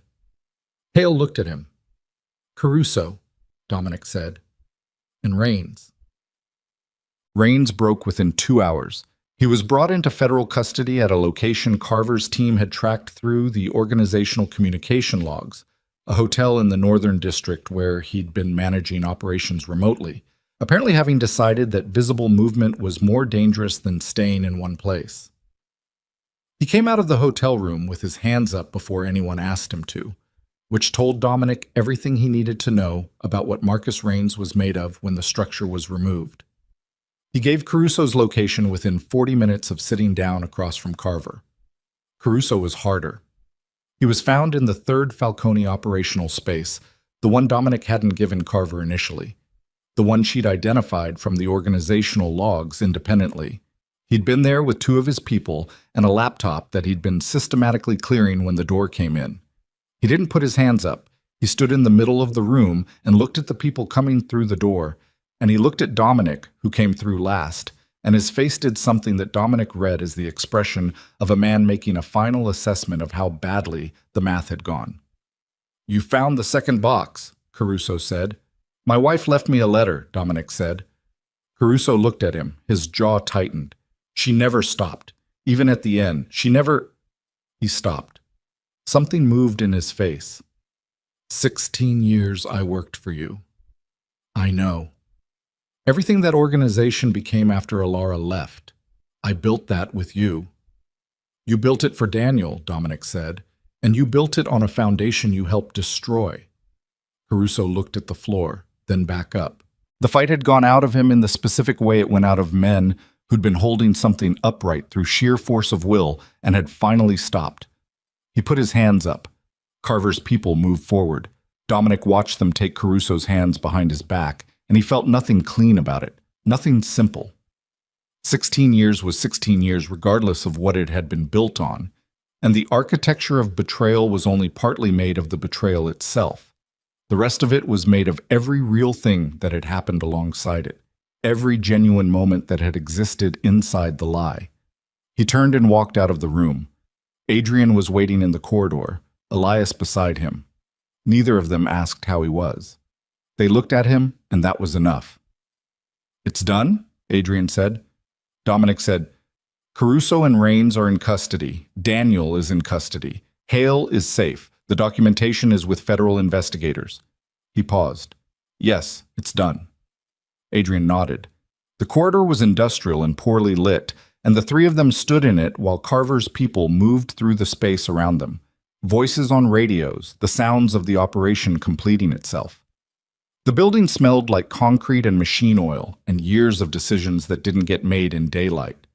Elias looked at the envelope in his hand. He'd been holding it since the street corner, the one with Alara's handwriting on the front. He looked at Dominic. "She wrote a letter," he said. "We know. We haven't read it." Dominic looked at the envelope. "She left it for you," Elias said. "But—" He stopped. Something crossed his face. "She sealed it. She left it where only you would find it. I think it belongs to you." He held it out. Dominic took it. He looked at his name in her handwriting. The particular careful letters of a woman who'd written in small spaces and composition notebooks for 17 years, who'd built a case document by document, who'd come back to a house that had expelled her and left something for a man she was no longer angry at. He put it in his inside pocket. "Later," he said. Elias nodded. Adrian was looking at nothing in particular down the length of the corridor. He said, without looking at either of them, "What happens now?" It was a real question, the kind that didn't have an obvious answer because it was asking about too many things at once. The organization, the investigation, the three of them standing in an industrial corridor with the previous 17 years finally dealt with, and the next part of whatever this was completely uncharted. Dominic looked at his sons. He opened his mouth to answer, and then Carver appeared at the end of the corridor, and her expression had changed. The professional composure was still there, but something underneath it had shifted.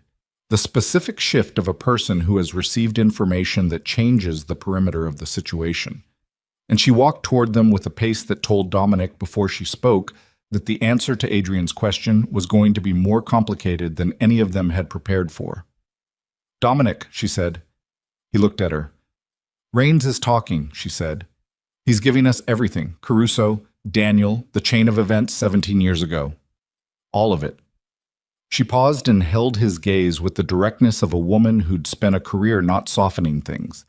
"But he's also giving us something we didn't ask for, something that changes what we thought we knew about the original DNA report." Dominic went very still. "The first laboratory," Carver said.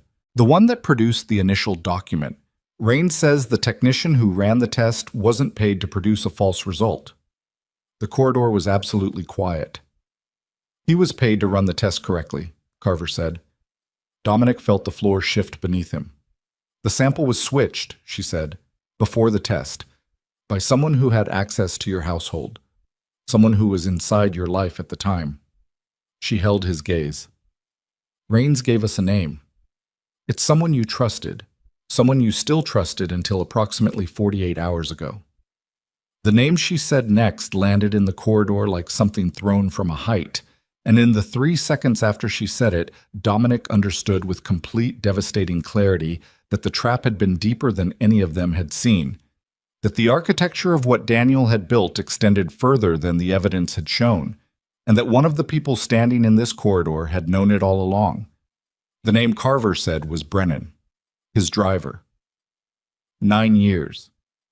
The man who had stood in the underground garage the morning Dominic drove himself to Hale's office and watched him take the keys with an expression that had asked a question he'd known better than to speak aloud.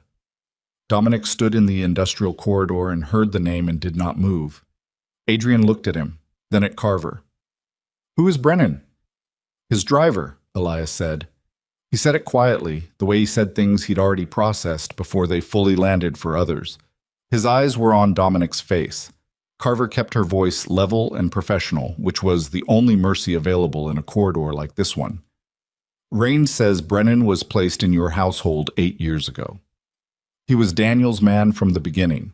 His access to your personal movements, your schedule, your private communications, that access fed directly into Daniel's operational planning." She paused. "But the sample switch happened before Brennan. The original placement, the person who had access to your household the night the sample was taken, who substituted material before it reached the contact lab. That was someone else." "Who?" Dominic said.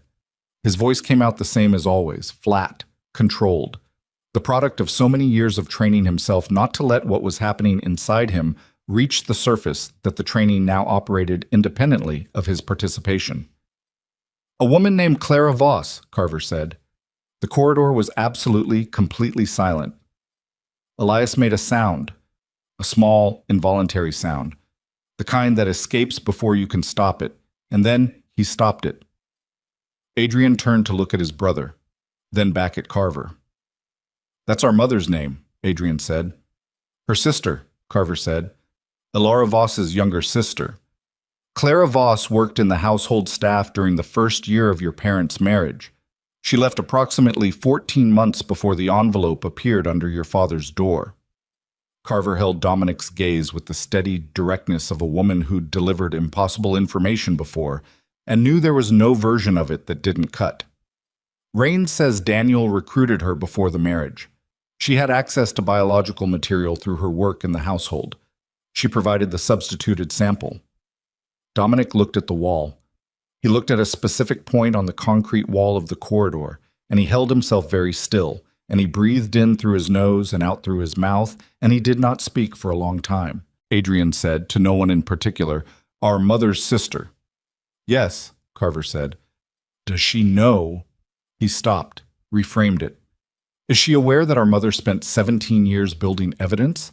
That she died before—" "We don't know yet what Clara Voss knows," Carver said. "We need to find her before we know that." "Where is she?" Elias said. His voice was very quiet. "We're working on it." Carver looked at Dominic. "I need you to think. Anything you know about Clara Voss. Contact information, locations, associates." Dominic turned away from the wall. He thought about Clara. He had met her 3 times, twice before the wedding, once at a family gathering in the second year of the marriage that he had attended for 40 minutes before being called away for organizational business.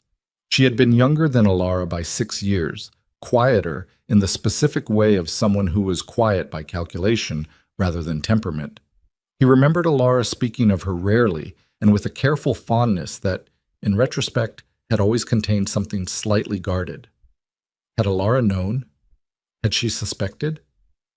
He thought about the composition notebooks, the 17 years of documentation. Elara had named Daniel. She had traced Caruso and Rains. She had built the financial chain. She had never, in any of the documentation the boys had carried, mentioned Clara. Either she hadn't known, or she had known and had chosen, with all the deliberateness she brought to every choice she made, not to put it in writing. He wasn't sure which was worse. "I have nothing that would locate her," he told Carver. "I knew her marginally." Carver nodded. She produced a card and handed it to him. "We'll find her. In the meantime, I need all 3 of you at the federal office tomorrow morning, 9 o'clock. Full recorded statements, documentation formally transferred." She looked at each of them in turn. "Tonight, go somewhere that isn't the main house. Your people will be aware that the situation has shifted. Some of them will handle it professionally, others won't. Don't give either kind access to you until we've had time to stabilize the situation." "Understood," Dominic said. Carver walked back toward the room where Rains was still talking. The three of them stood in the corridor. Adrian pressed the heel of his hand against his mouth and held it there for a moment. His eyes were closed. Then he dropped the hand and opened his eyes and looked at the middle distance and said nothing. Elias was looking at the floor. He was doing the thing he did when he was processing something that exceeded the capacity of immediate analysis, going very still and letting it move through him at whatever speed it needed, rather than trying to outpace it. Dominic looked at his sons. He thought about Alara coming back to the house, walking through the rooms, finding the plant, leaving the envelope, walking out. He thought about what she might have known by then, 4 months before she died, about what had been done and who had done it.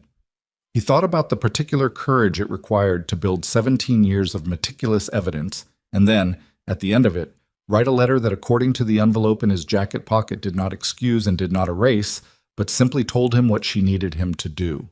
He thought about a woman he had looked in the eyes and told to leave. "We should go," he said. They spent the night in a hotel that Elias booked under a name that existed on a set of travel documents Dominic understood better than to examine too closely. It was clean, adequate, 3 rooms on the same floor. Dominic sat on the edge of his bed with his jacket on the chair and the envelope on the nightstand, and he looked at it for a long time before he touched it. He picked it up.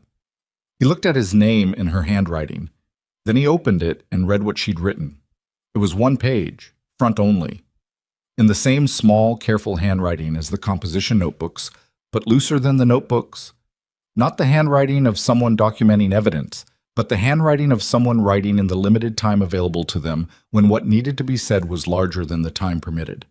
She told him she wasn't going to explain herself, that 17 years was long enough for both of them to understand everything that explanation would cover.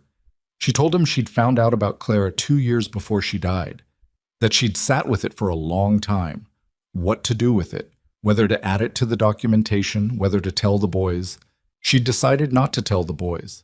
She'd decided that what Clara had done was her own weight to carry, and that Adrian and Elias had enough to carry without adding the specific grief of an aunt's betrayal to the architecture of everything else.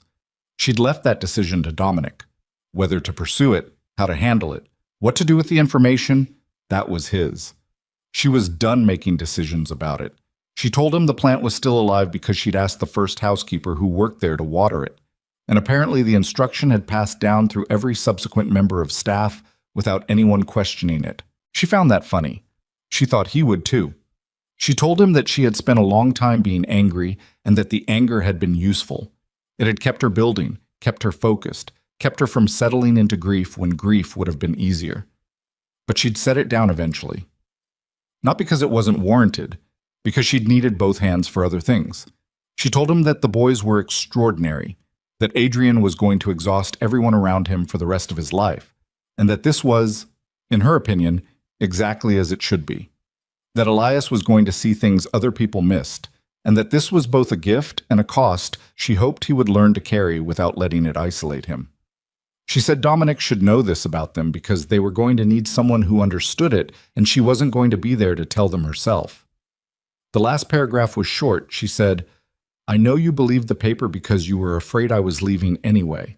Not because of someone else, because of everything, because of what that life cost both of us.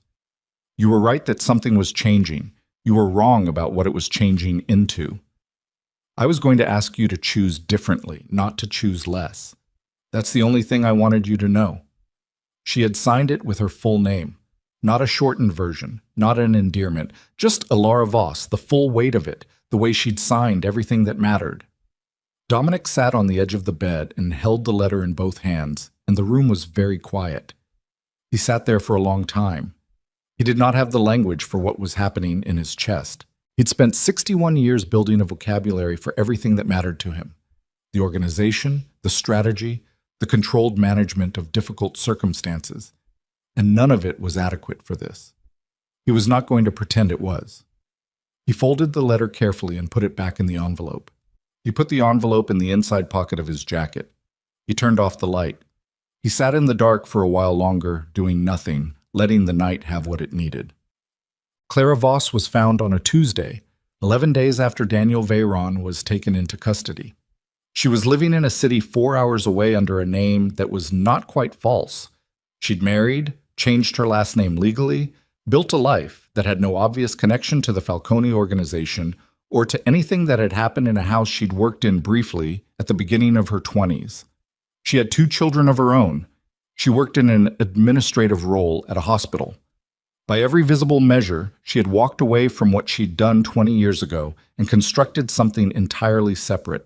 Carver's people brought her in for questioning on a Wednesday morning. Dominic was not in the room for the questioning. He'd been clear about that with Carver, and Carver had not argued with him, which suggested she'd anticipated it.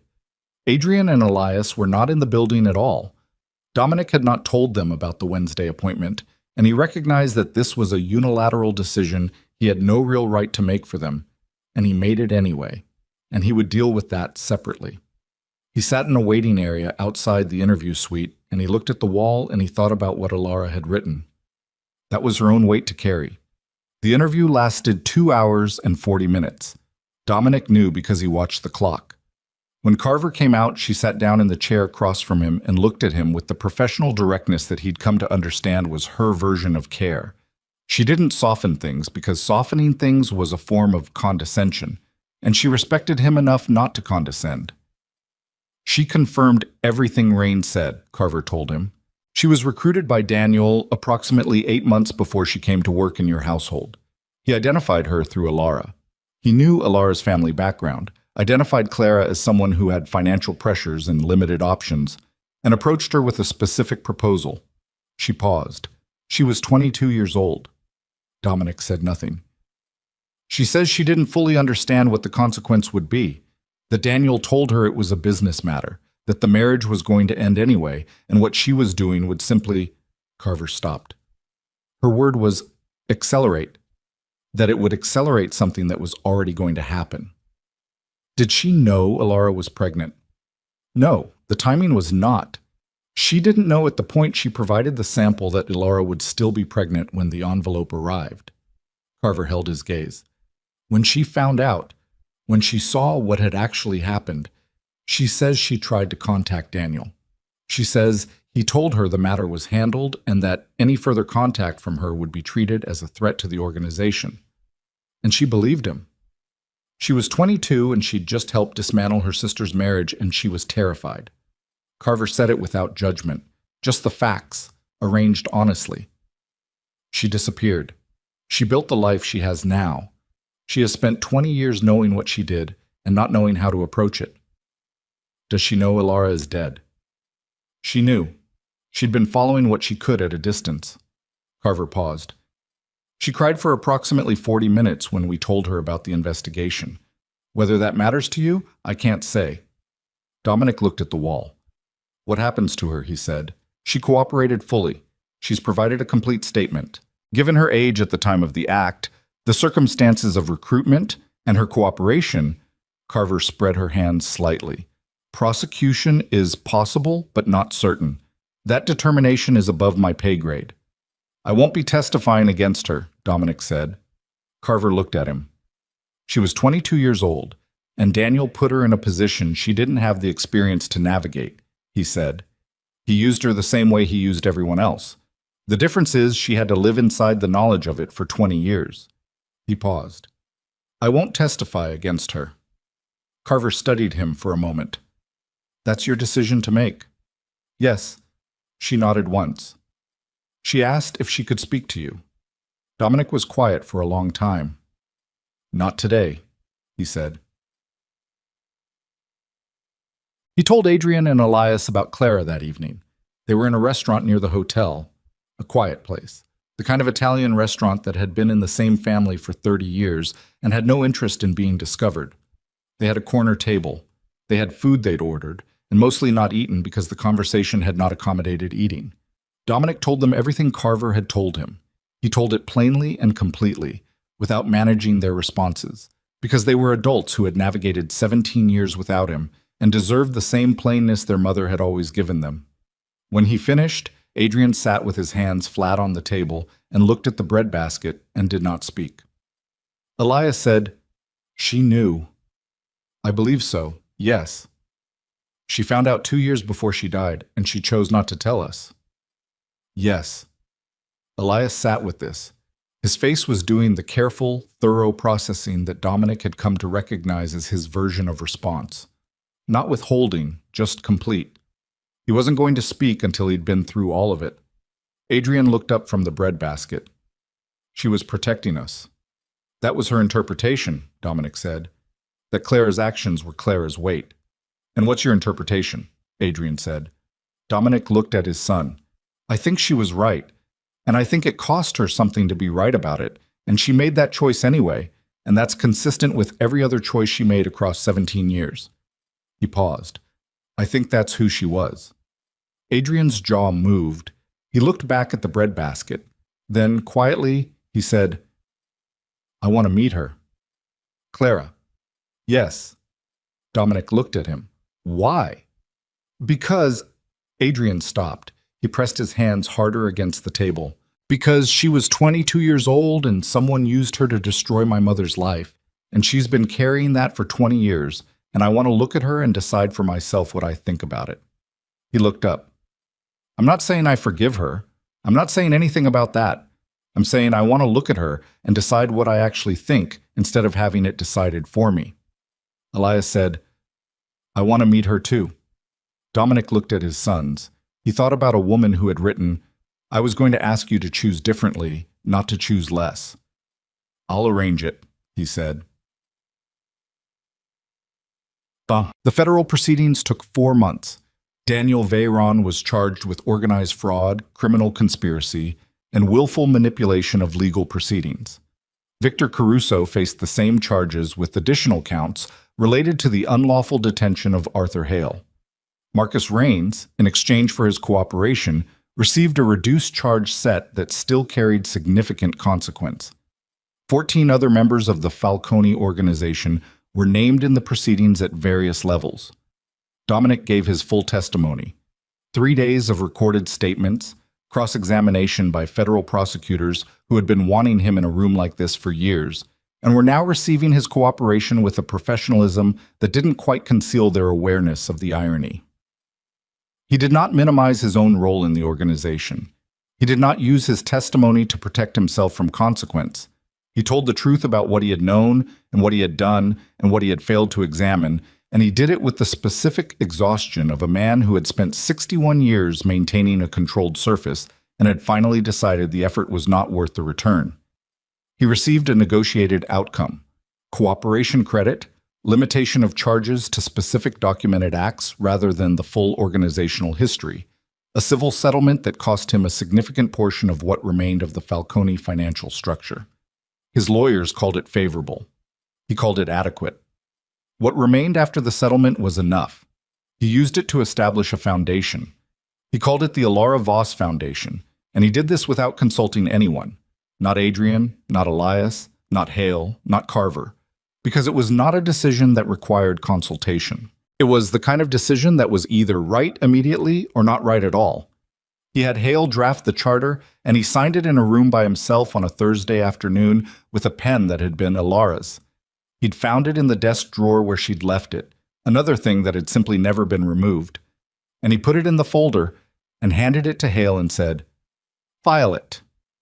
The Foundation's mandate was specific: support for families navigating legal and financial crisis, created by circumstances outside their control, housing stabilization, legal advocacy, economic recovery programs for primary caregivers starting over.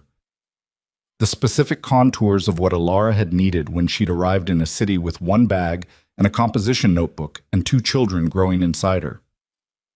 Adrian and Elias came to the signing ceremony for the Foundation's first grant awards, 6 months after the federal proceedings concluded. It was a small event in a conference room, not performative, not public, because the Foundation was not about visibility. It was about function.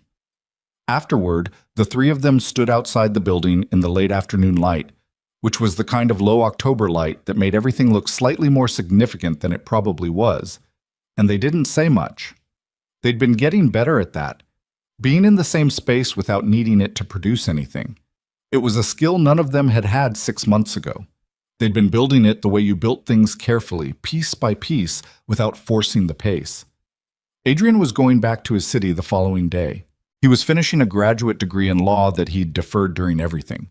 He'd told Dominic this with the specific neutrality of someone sharing information they weren't sure how it would be received, and Dominic had said that was good and meant it, and didn't say anything else because Adrian didn't need anything else.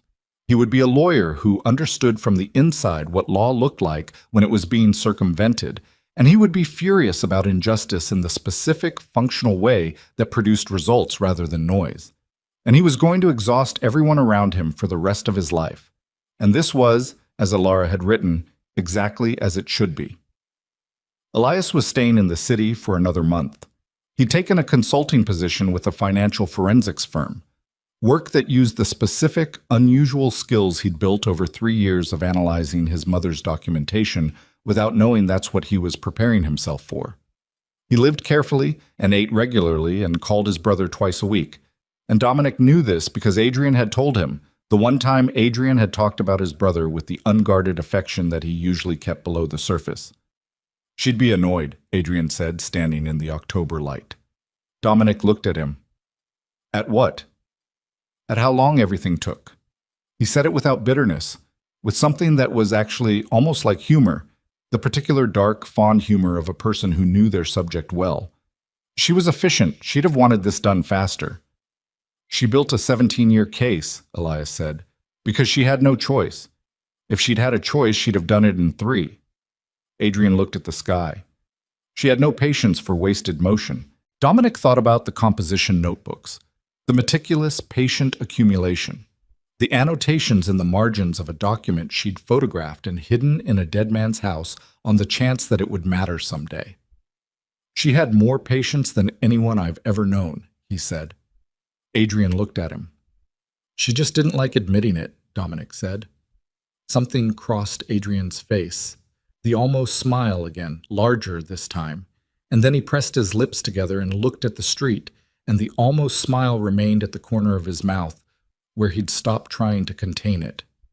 Elias said, "She would have liked this, the foundation. She would have had 17 suggestions for improving the grant criteria," Dominic said. 18, Elias said. "And she'd have been right about all of them." The October light shifted slightly. A cloud moved. The street went briefly dimmer and then bright again. Dominic stood between his sons in the afternoon light, and he held what was in his chest, the complicated, layered, irreducible accumulation of everything it had cost to be standing here, and he did not try to name it or manage it or contain it. He just held it. Let it be what it was. He met Clara Voss on a Saturday in November. It was arranged through Carver, a neutral location, a conference room in a building that had no association with anything. Clara came in 5 minutes early. Dominic came in on time.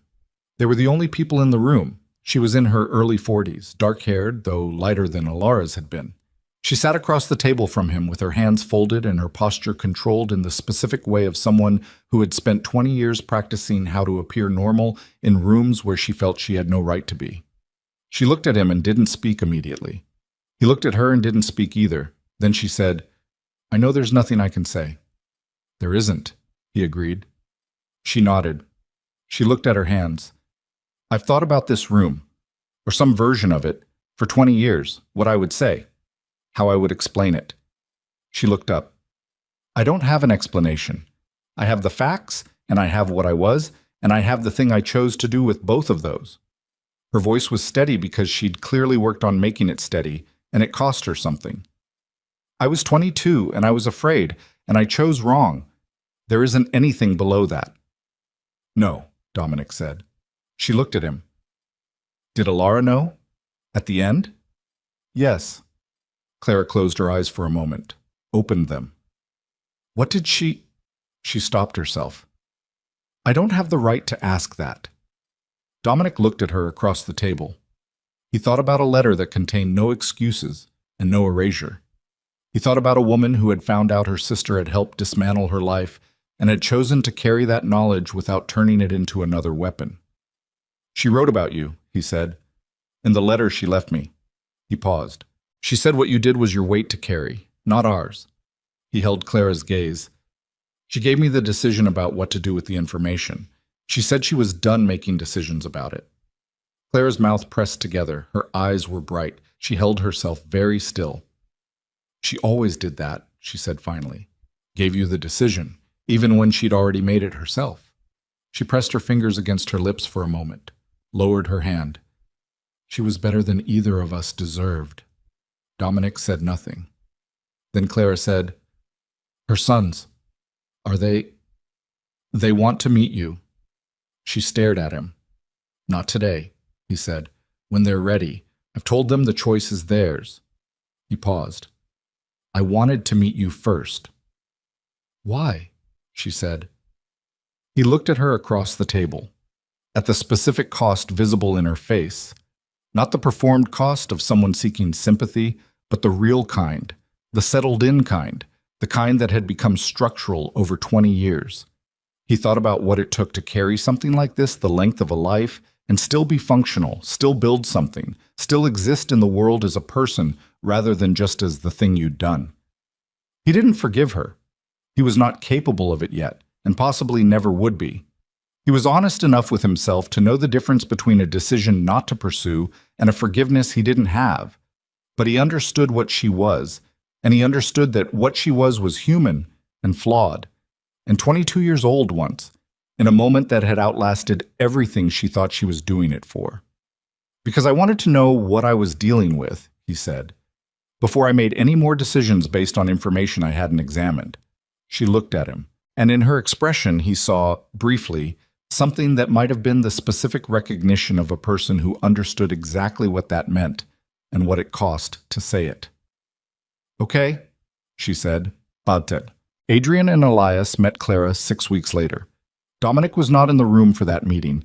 He was in the waiting area outside, in a chair, and he waited for 2 hours and 17 minutes, and then the door opened and both of his sons came out.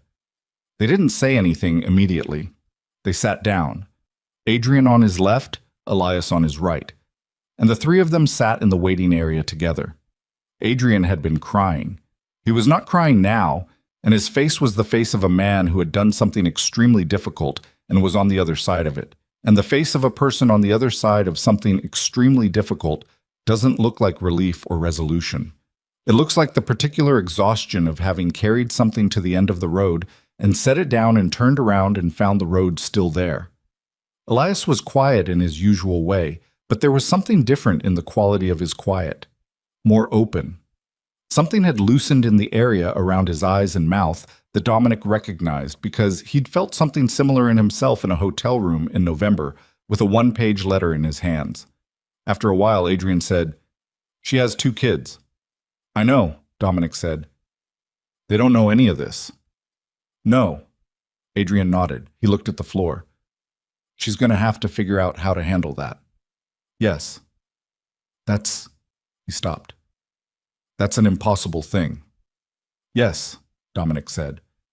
Elias said very quietly, "She looks like Mom, around the eyes." He said it without inflection, just putting it in the room. I wasn't prepared for that. Nobody responded for a moment. Then Dominic said, "Are you all right?" Both of them looked at him. The question was simple and direct, and he had not asked it before. Not once in the 6 months since Arthur Hale's office, not through the federal proceedings or the foundation or any of it, because he hadn't had the right to ask it yet, or he hadn't known how, or some combination of both. Elias said, "We're getting there." Adrian said, "Ask me again in a year?" Dominic looked at his sons. "A year?" he said. "Maybe 2, Adrian said. "I'll ask in a year," Dominic said. "I'll ask again in 2. Adrian looked at him. Something moved in his face. Something that was not the almost smile and was not grief and was not forgiveness. Was something in between all of those. Something that didn't have a name because it was specific to the exact circumstances of these 3 people in this waiting room at this particular end of a very long and costly story. He nodded once. That was enough. The last thing Dominic did on a morning in early December when the city was cold and gray and the light came in sideways and low was go back to the house. Not to live in it. He'd made arrangements for the house. It would be sold, the proceeds going to the foundation's operating fund.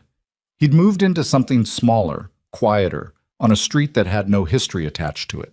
He was learning, at 61, what it felt like to live in a space that he'd chosen rather than accumulated. He went back because of the plant. He went back because he'd thought about it for 6 months, and he'd decided he wanted to take it with him. And the moving company had asked whether there were items he wanted handled separately, and he'd said yes, one item, and he'd come himself to get it. He carried it out through the front door in both hands, the way you carried something that had outlasted every version of the house around it. It was heavier than it looked. It always was. He put it in the back seat of the car. He sat in the driver's seat for a moment without starting the engine. He thought about Alara Voss standing at a vanity in amber light, asking him to look at her. He thought about her walking out of a room he should never have asked her to leave, buttoning the top button of her coat, not looking back.